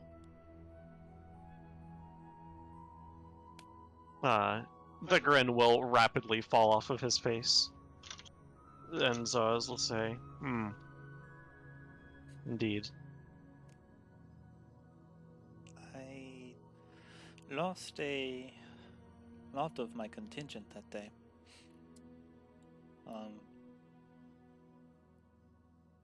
Can I tell you a story? Yes, my friend. I notice how your demeanor change when Mercari is the topic. I won't pretend to know anything, and I won't pry, but Doza would often get lost as a little one. A blind lizard man would get nowhere fast in Khorzaire. Mirages would beguile me always. One day, Mercari saved me out lost in the desert. And she took pity on me, offered me a job. I declined, knowing I wasn't good enough. She say a monitor thinks you're good enough. That's why you're still alive, Doza. And bade me look to a monitor. Must have been out there for hours, but I did it. Mercari encouraged me. My gaze would turn away, she kept me looking, telling me of the enlightenment to come. Well, she was right. The monitor blessed me that day. The illusions, mirages he sets to test others are no problem for me anymore. Sun's blessing keeps me from being tricked. This helps me help others. I think there's something there, you know. I needed help. Mercari helped me. These people need help. I'll help them. I needed help. You helped me. At least until they can fend for themselves, just like me. And then, Zoaz, you showed me a particular strength today about what it can mean to help others. When I have learned to be focused on the self, you know. Zoaz, can you tell me about Selune?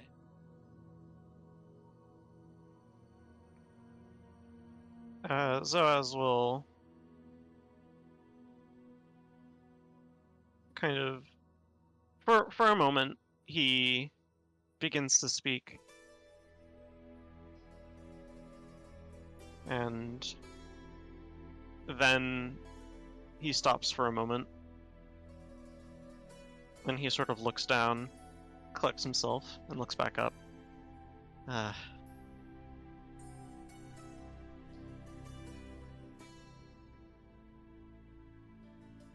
Doza, my friend,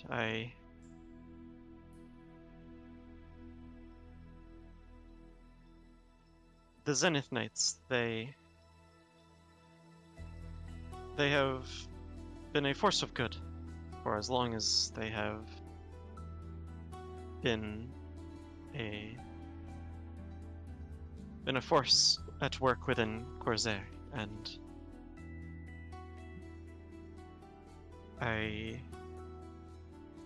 though the Shepherds and the Zenith Knights may not always see eye to eye, they tend to work together when the going gets tough. I do not believe that to follow a Monitor is wrong or incorrect. In fact, it is a great thing to find conviction in one whose ideals match your own. And while I would love to share of Selene's grace, I am hesitant to have you stray from your own path.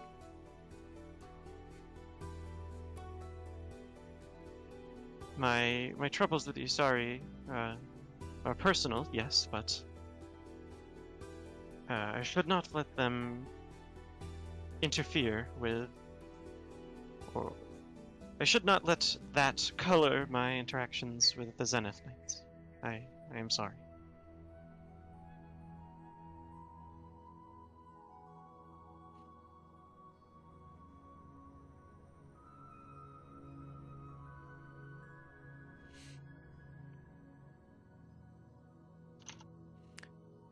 Doza looks thoughtful for a moment. Will you blind GM roll me a persuasion check?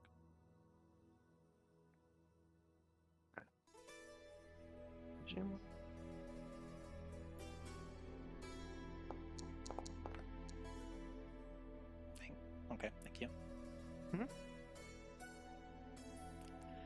Looks down for a moment.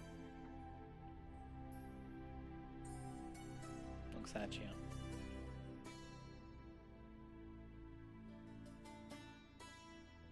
Sighs.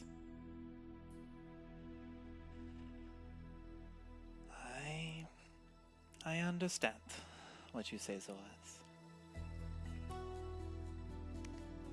I am not good enough, but one day I hope to be good enough so that I can take care of things myself.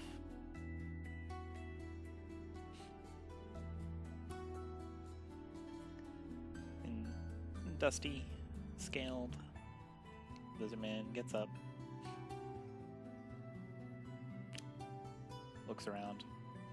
His tail kind of swishes a bit, slowly, and he exits.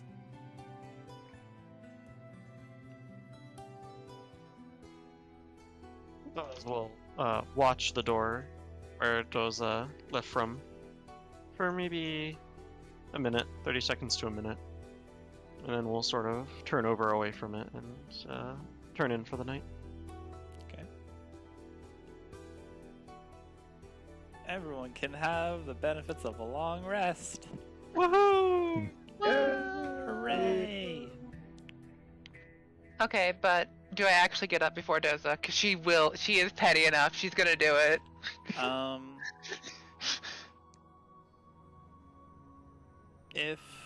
You went to sleep at 5, If you would like to, you may get up before the Doza alarm clock does. Okay. She's gonna do that. She's gonna go up to him and she's gonna minor illusion the exact same pots and pan sounds localized entirely around his head. Okay. All right. Well, let me turn the lights back on.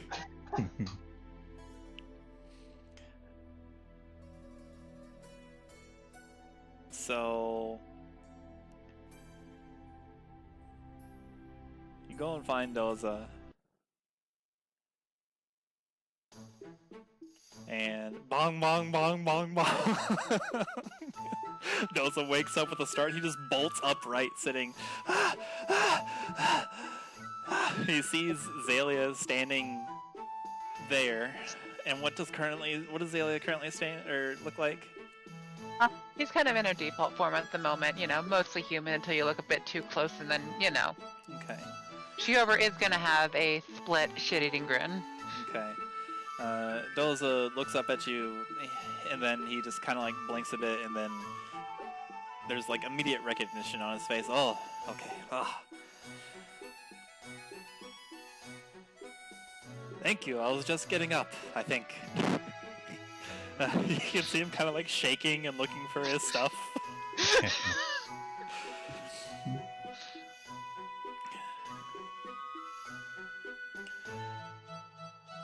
What's gotten you up so early? He kind of shrugs and then just minor illusions like a clock, and then just highlights like the 5 part of it. I see. Maybe not a fan.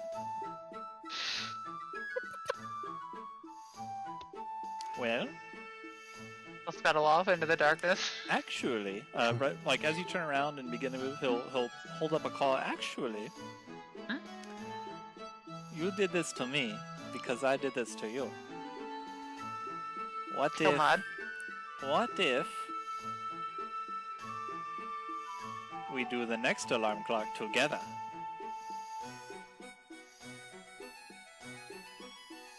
Oh no. He's gonna shake her head and just keep moving. Oh, okay. Saved. Those are sighs. He gathers his things. At 6:40 a.m. Does those things include a pot and pan? Bong bong bong bong bong. Bong. Wake up, wake up, wake up! It is time to get up. Breakfast time. Bong bong bong bong bong. It is 6:40 a.m. You know what that means. Bong bong bong bong. Time for Khorzaire up and at them.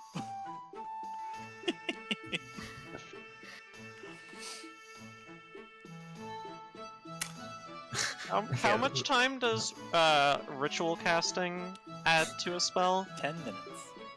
Oh, darn. Okay. Doesn't that take an hour? Wait, Yes. really? It's 10 I'll minutes, and do I it think it's then. 1 minute if you have the ritual caster feat, Huh. something like that. No, ritual caster feet. Oh, sorry, ritual caster feet. Yeah, that. Yeah, not the feature, but the feat. All right, you all are awoken at the crack of dawn. Khorzaire, with the Dole's alarm clock going off, going nuts. Makayla doesn't even like hesitate this time. She instantly tries to like get the pot and pan out of his hands. Like she is like now also like a little, you know, kind of grungy in the morning from the alcohol as well, and like just nodding it, not having it this morning. All right. After some struggle, you manage to wrestle it away from those.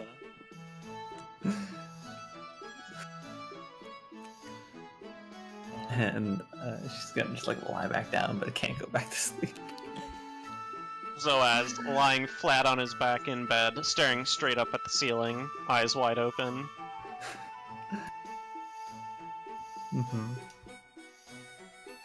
Is going to blink a few times, deep breath in, slowly lets it out through his nose, and is going to get out of bed.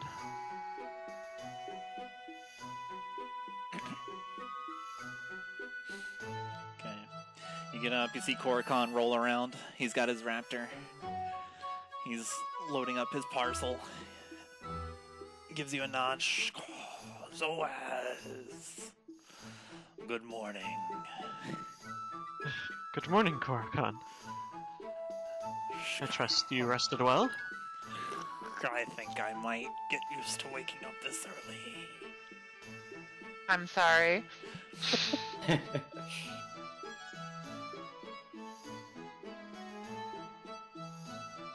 Zoaz has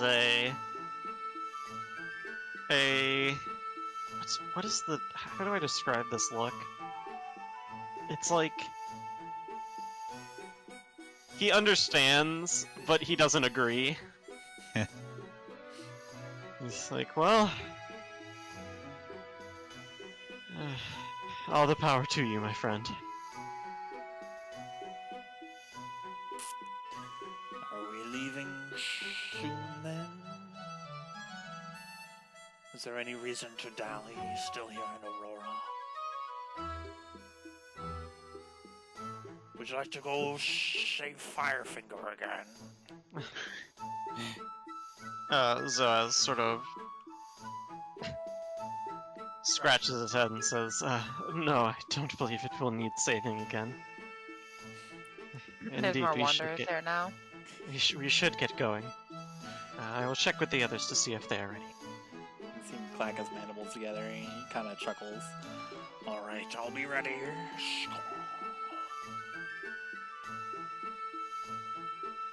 Zoaz is, as he said, going to go and apprise the others of the situation and ask if they're ready to go. You'll find Pastiche just kind of sitting around. They're good to go.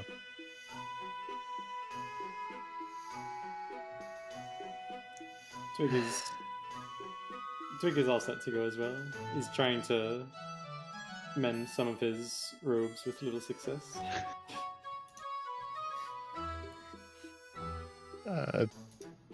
Chuman was just in his own head, just thinking about a couple things, and but he just has to pick up a couple of items, or rather, restock on arrows. But he's ready.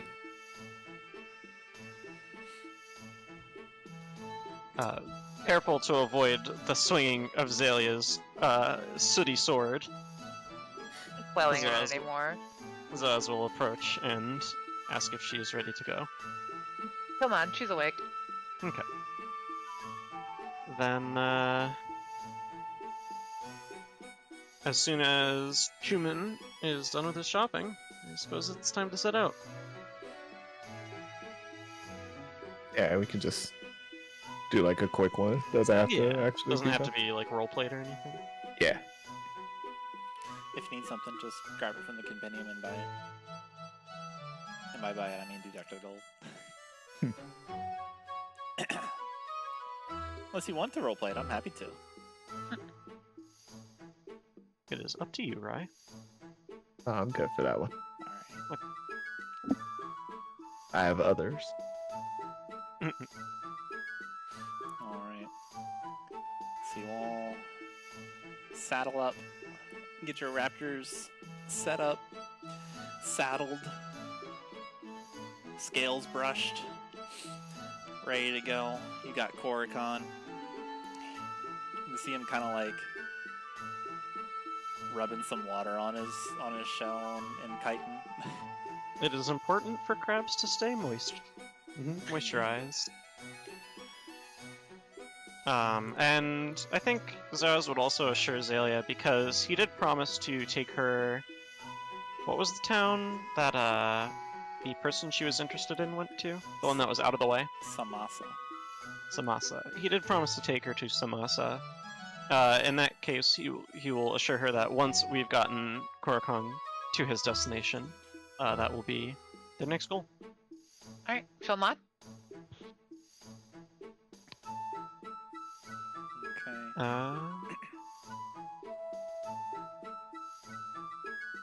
And what's this other stuff to do? It's time to go. Okay. So now we go.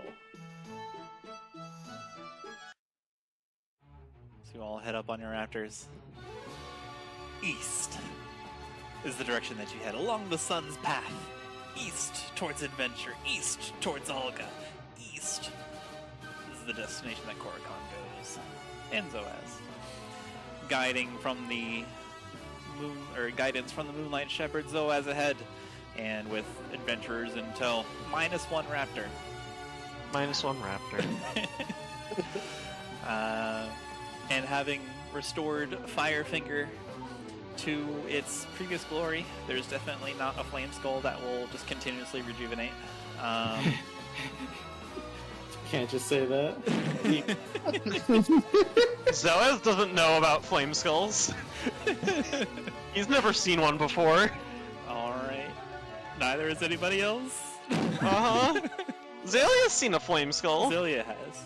If you remember though, I don't think It's up we ever saw if it regenerated or not. So... Yeah, we didn't see it. But I mean, Xalia would remember it. Xalia is smart, but if you choose for her not to, then no. I mean, did we? I don't think we had to deal with the resurrection, so she wouldn't remember that. Yeah, okay. I guess I could roll a religion check for her real quick. Either way. Surely it's fine. Surely. I feel like she's gonna have a brain blast in the middle of this. Yeah. The sand that you are traveling across is kind of treacherous and slow going. Your raptors seem lazy and distracted today. Zoaz, give me a survival check to see how good we have it.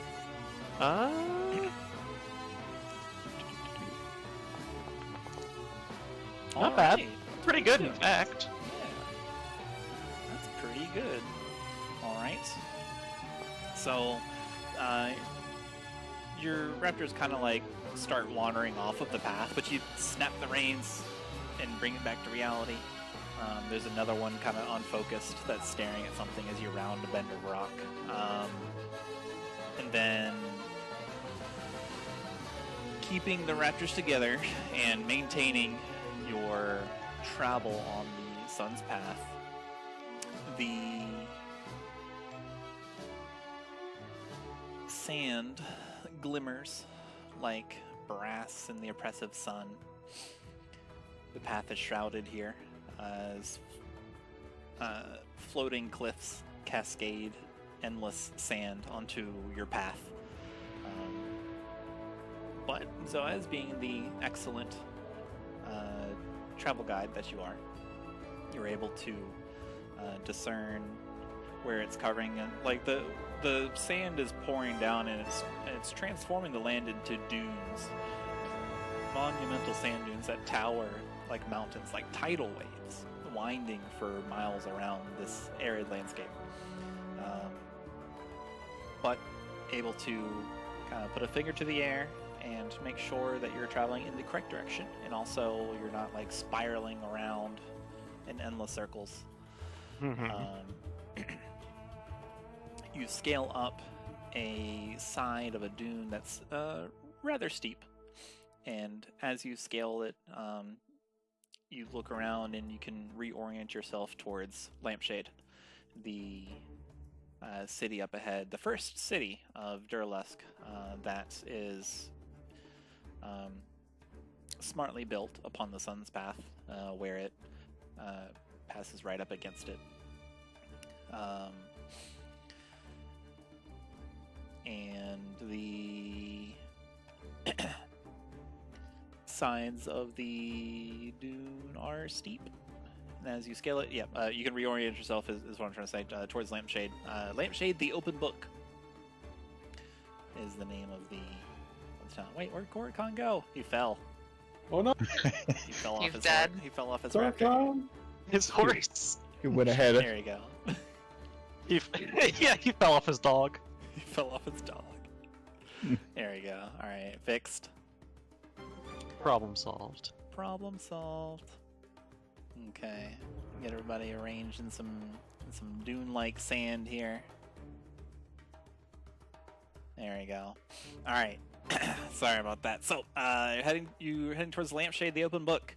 You can see it. The kind of the sandy, hazy silhouette of the walls and the tops of the roofs.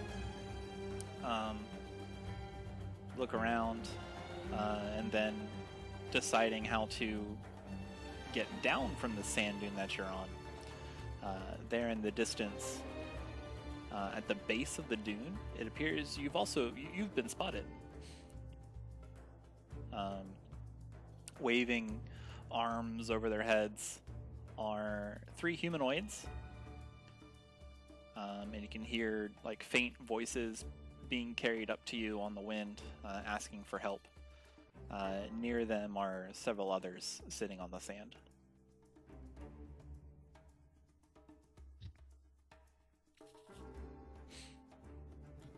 Wait, there's just like 3 humanoids just sitting there? There are 3. Maybe? there are 3 that appears to have seen you, and then they're waving their arms above their heads. And you can hear like help us, blah blah blah. And then you can see like several other people that are not standing in the sand at the base of the dune. Hi, Figma. Do They're- you want lap that bad? Yes, she does. That's the answer. futilely trying to escape the sun. Hmm.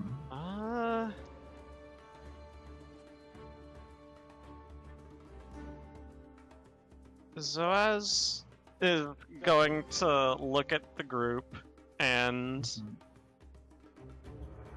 he just he doesn't say anything, but as much as a lizard man can, he's got kind of this like puppy dog look on his face, like he has to. This is his job. He has to. He can't not go help these people that are in need. I mean, Makayla would be looking at you with like an expectant face of like, we're going, right? Like we're gonna like help them, like Yeah. Zoaz informs Korokon that they need to go and help these people, and is going to start taking his and Twig's raptor down towards them. Twig is a little suspicious and just whispers to Zoaz, just be careful. I believe we will be fine. Okay. And you all make your way down. These people move towards you a little bit as well, to an attempt to meet you halfway, but they see you're coming down on raptors and they decide that's not necessary, so they just keep waving and wait for you to come. And you can see that these people are dressed in loose-fitting, breathable garments. They've got orange shawls, they are each wearing something different, perhaps. But among them are just orange shawls, black mantles, white and red flowy robes. Some are wearing sheer sleeves or sheer pant legs. There's beads and baubles dangling from their wrists or ankles, or shimmery beads and dangly bits from their headwear. Something peculiar, though. Well, maybe not so peculiar. Forget I said that. Something unique, though, different from your troop to their troop. Each of these people are wearing masks. So no two seem to be alike from these masks. Some are wearing full masks. Some are half masks that only cover one side of their face. Some are quarter masks that only protect one eye and a cheekbone. And then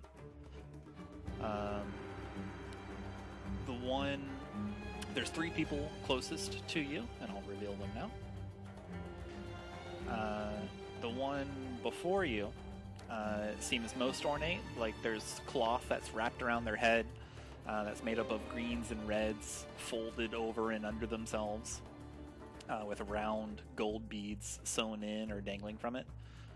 They wear a full mask of gold that is painted on one side with curls and fans that give it a vague resemblance of plumage, and the other side of it is smooth. They hail you with a wave, stepping closer. Excuse me. Yes. Your group. It is in need of transport? Yes, we are poor lost entertainers. We were traveling to our next performance gig, but ran into a heap of trouble. Is there a city nearby? We've lost our bearings. Zoaz kind of looks at them and will say, yes, the lampshade is in that direction. I'll point in the direction of lampshade. Do you have... What kind of trouble did you run into?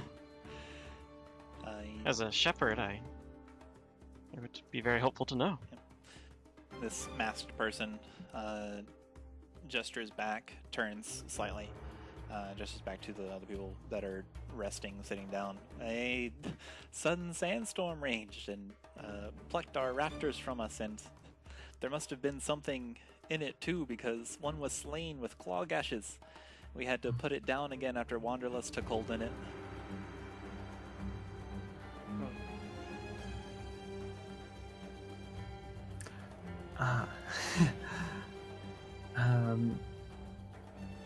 Sudden sandstorm, eh? Claw gashes?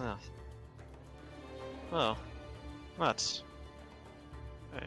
a unique occurrence. The creatures of Khorzaire do seem to be well adapted, but there's a chance that the creature that caused it has already been taken care of. Oh, really? What manner of creature would that be that we do not have to worry about anymore? Zoaz will sort of raise an eyebrow and say, a griffin, perhaps. You can see, like, them kind of move their neck back, but the mask on their face obscures whatever countenance they may have. And you can see them. Well, I guess we're kind of like closer by now, so like you can see them kind of like turn around, and then one of the persons flanking them has kind of like a half mask, and on the other side you can see is a sort of like a red kind of feature. Mm-hmm. And then their headgear kind of like wraps around what looks maybe goat horns, and they you can see them kind of whisper something to them, and they'll turn back around. Oh, griffins. All right, well, if you say there's nothing to worry about, then I guess there's nothing to worry about. I can assure you, if the griffin was what attacked you, it has been taken care of. Alright, well... I suppose thank you in advance? Well, you need transport to Lampshade, correct? Indeed, indeed. How long have you been traveling on foot in the desert? Well, that's part of the problem, you see. Maybe a few days. We're in dire straits. Lost. I feel like we've been spinning in a spiral. We have a very important engagement, and it was sheer fortune that you came along when you did. Zoaz is going to say, well, first, if it's been days in the desert, well, everyone take out your water skins, and if you have any rations or meal, or if you have anything that could hold a stock of rations, and Zoaz will snap his fingers and create enough food to sustain them, and create and rehydrate them and such. Okay. As you're offering this, you can see the kind of main, more like flavorful person turn around and kind of The spicy one. the spicy one. Yeah, you can see the spicy one turns around and says some stuff in language that you don't really understand.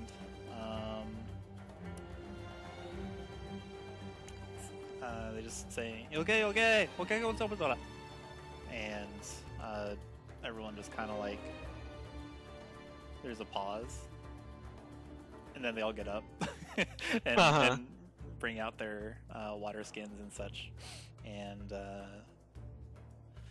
nice. So what are we doing? So Zoaz is creating enough food to sort of replenish, rejuvenate.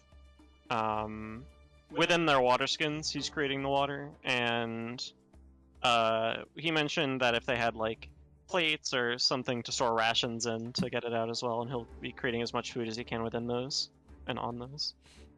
Okay. Wisdom save. I need to make a wisdom save.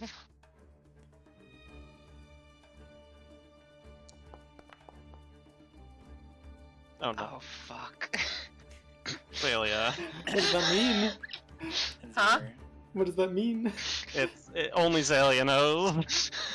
As you're Like the helping re- these people filling up their water skins, you can see that they were on like the last pint of water, basically. Kind of shared among them the last pint. Yes. And they seem grateful, but you are unable to discern their countenance from most of them. Like, body language, I assume, is, oh my god, water! I haven't had this in days! Yeah.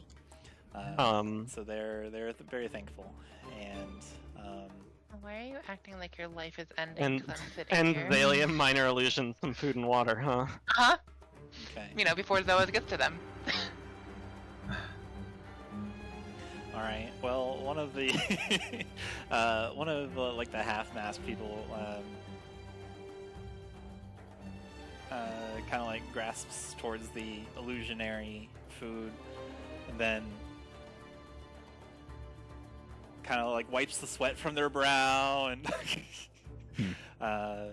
like daps their face with some cloth and tries it again.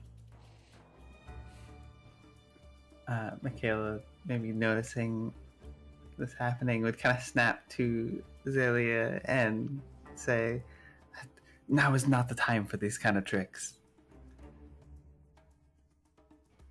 I'll turn it into a bird and it'll fly away. Cool.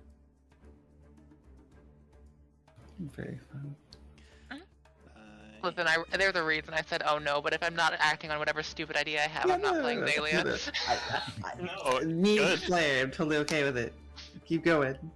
You can see this person as it turns into a bird and flies away. And they kind of mutter to just Why are whoever's you within like this? earshot of them, of their cohorts.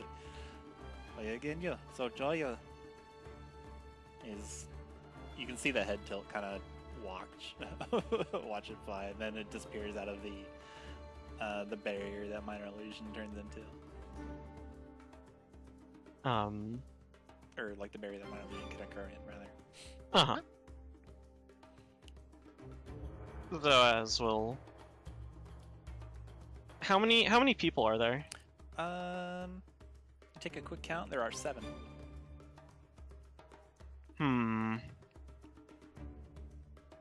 That is a problem. Well, perhaps we can. Kayla's kind of like working it out in her head, like doing the math. I could accompany you and at least escort you. Any who could still walk. And for those who can't, perhaps we can take shifts on the rafters as we travel. It will be slower, sure, but objectively safer. We are all fit and strong, but being deprived of water's essence of life, it'll take a toll on anyone. We would appreciate the Indeed. rest.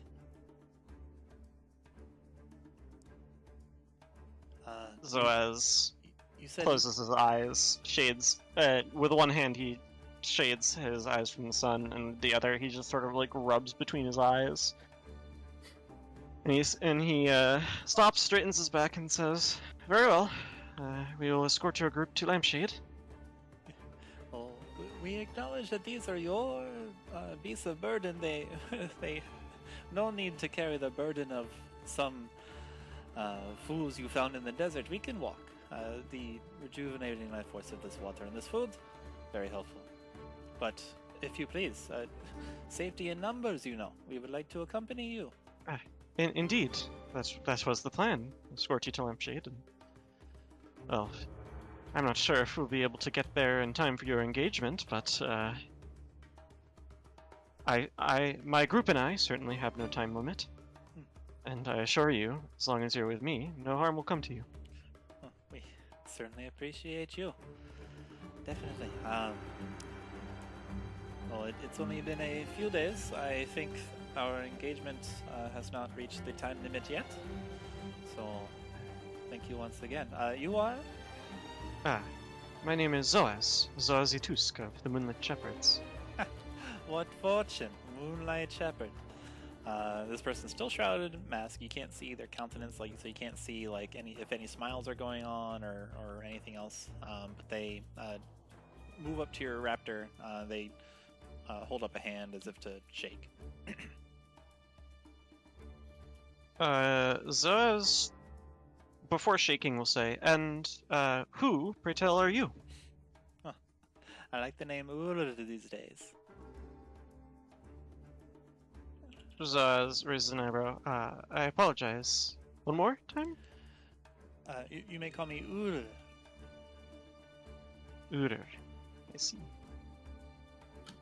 Well, sometimes the wind picks up and can steal the words between two people. It definitely does.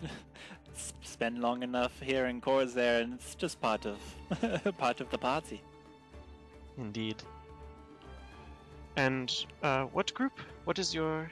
You said you're from a traveling group of entertainers. What is the name of that group? You may have heard of it. The name of the troupe is the Kist of Sun. We're rather famous over in Ituusk. We just finished a performance over there. Now we were going to bring it to Ituusk. May I try to see if I remember? If I have heard of them before? Yeah, go ahead and roll a history check. Anybody may, if they would like to think on it. Okay. I assume Zoaz has not heard of them before. Yeah. Dang, Nice guys, one, here's all the Xalia. low rolls. There we go. Okay, let's see. Pastiche Yeah. and Makayla. Twig, are you abstaining from the roll? I'll roll. Okay. Alright. Yeah.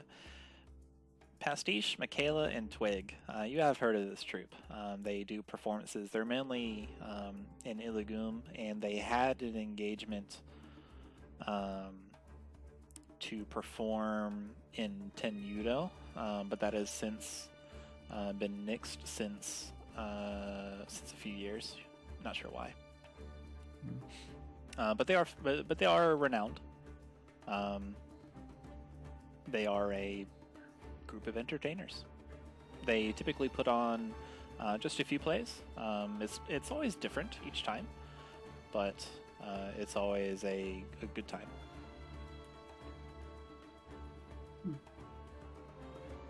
Then Pastiche is going to let out a very audible sigh and relax a bit as they hear the name.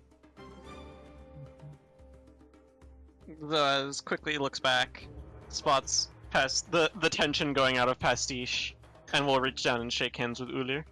Okay, excellent.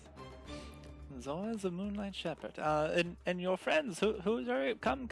We'll exchange the pleasantries. He leads down, or they lead you down to the dunes where you meet more people, and Ulir is going to ask everybody what they're up to. Like, what's your name? What do you do? Ulir says. Xalia is going to do her canned introduction, if you remember that from the very start of the campaign. Uh-huh. What was it, Xalia, Wandering Illusionist? Yeah, Xalia Wandering Illusionist, and she's gonna make a minor illusion of herself that she just kind of clips through the back.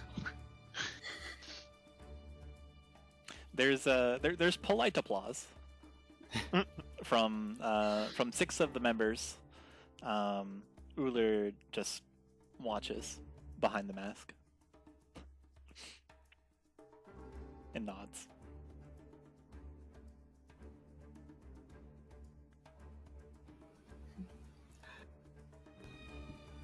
Makayla does her formal introduction as well.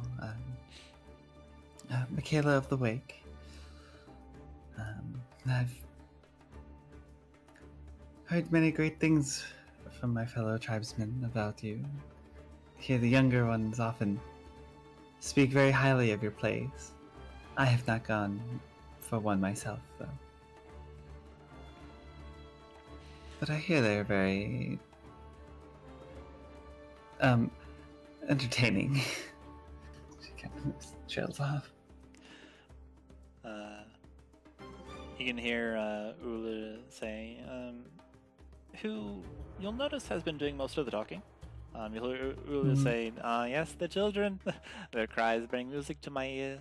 And then, kind of as if on cue, one of the kind of quarter mask people kind of like makes a motion and slides their palm across their opposite forearm over their other palm, and then there's like a pop of fireworks and just happy children going yay. Cool.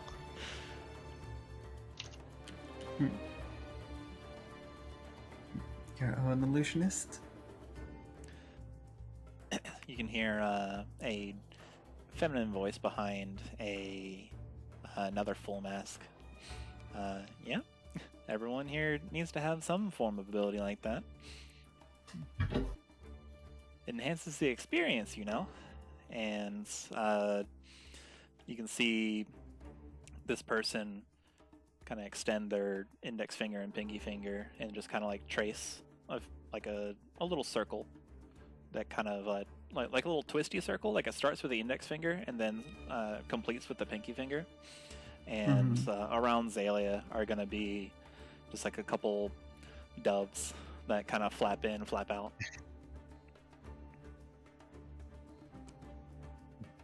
Xalia is going to snap her fingers and make her own modifications to these doves into eldritch 5-winged beings with, you know, multi-poisonous colored feathers that trail off into full-on limbs. Be not afraid. And then,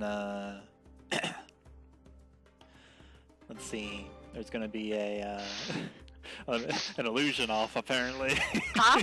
Oh no. And you can see the kind of like lithe, like all these people are very lithe, very, very fit, like flexible looking people. And you can see them kind of like just maneuver their hands and just trace another little arcane sigil, and then you can see like just another dove just kind of like sit and then like sit cross-legged as if it were just in a recliner and we're people. And said Baza, also wandering illusionist. Xalia will it still qualifies as minor because you can change it. It's going to be a, you know, fucked up eye worm that just kind of bursts out of the sand and curls around the dove and then just kind of, you know, stays there wrapped around. And she'll nod in respect. I like it. I'll have to keep that one in mind. This is effectively what my Twitter feed is like. Just two aesthetics constantly clashing. All right. Then Ula will kind of just continue going around. Just touch on Twig, Pastiche, Chuman.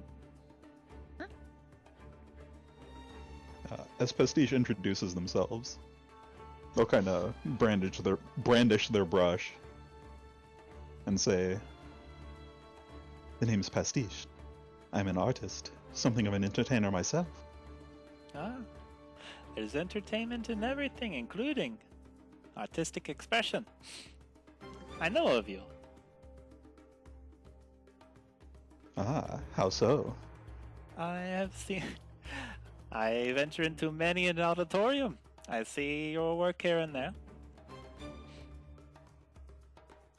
Unless there is another who also paints and also has the name Pastiche and signs their name Pastiche. Well, not that I am aware of. It's a pleasure to meet you. A pleasure indeed. I also know something about you. I know you are, even though you are successful in your own right, I hear you are an apprentice. How is the mentorship going? Well, that is a bit of a touchy subject. That good, eh? You could say that.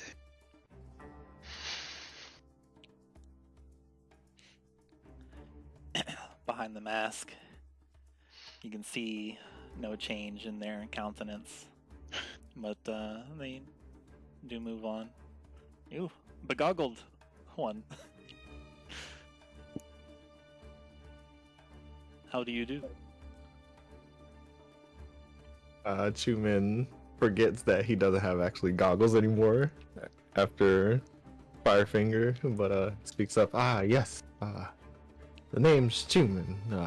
Apologies if I don't know your organization very well. I've been quite an underdweller searching for artifacts for a while. About a decade or so. Searching underground? It's difficult. Well, you get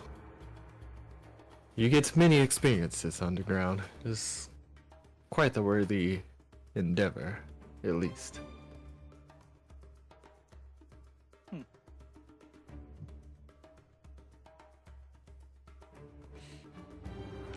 Ul nods, and then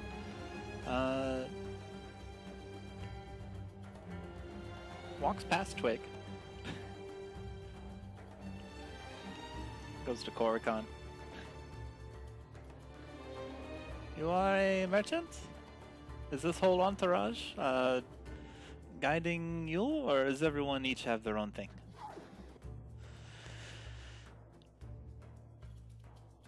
Korikon's like, shh. We are moving certain items, that is true. It's confidential. You can see the figure just shrug behind the mask. Okay.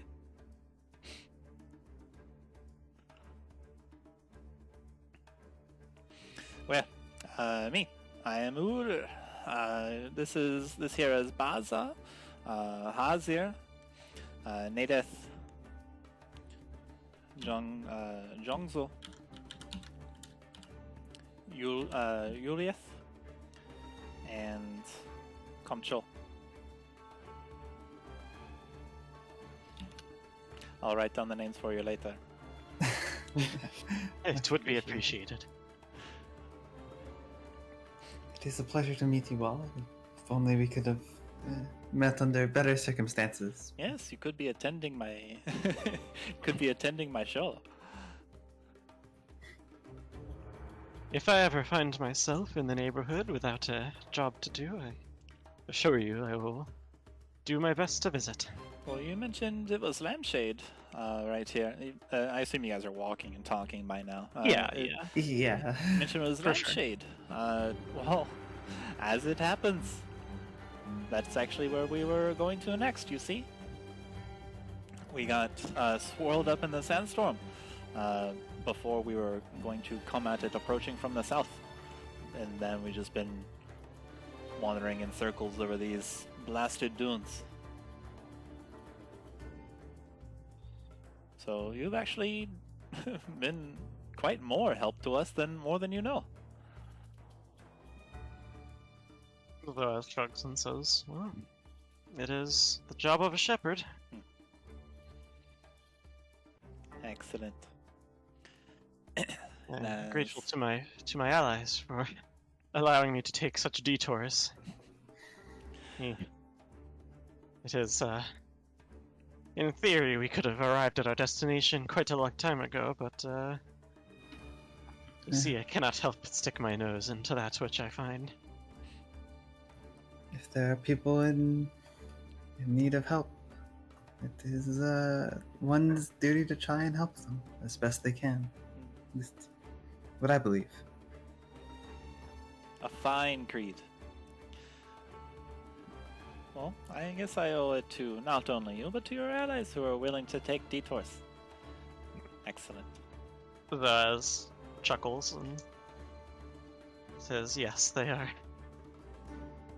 quite tolerating of that bad habit of mine.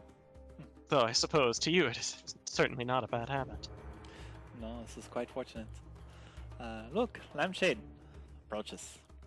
And Ul points, and Zoaz, you're probably already cognizant, but if anyone that was not paying attention, you have come upon a tumult of buildings that spreads out around this walled city, and beyond them you can spy the rooftops of buildings, and in the distance the decorative tops of guilds and knowledge stores. Because here in Durlusk, a library might as well be a shrine or a temple. And as you enter the first city of Durlusk, Lampshade, the open book, with your raptors, with Korrikan, with Ur and their troop in tow, and you slide past the Dunestriders into the city of Lampshade. That's where we'll end tonight's session. Nice, nice, nice. All right. Woo. Snaps.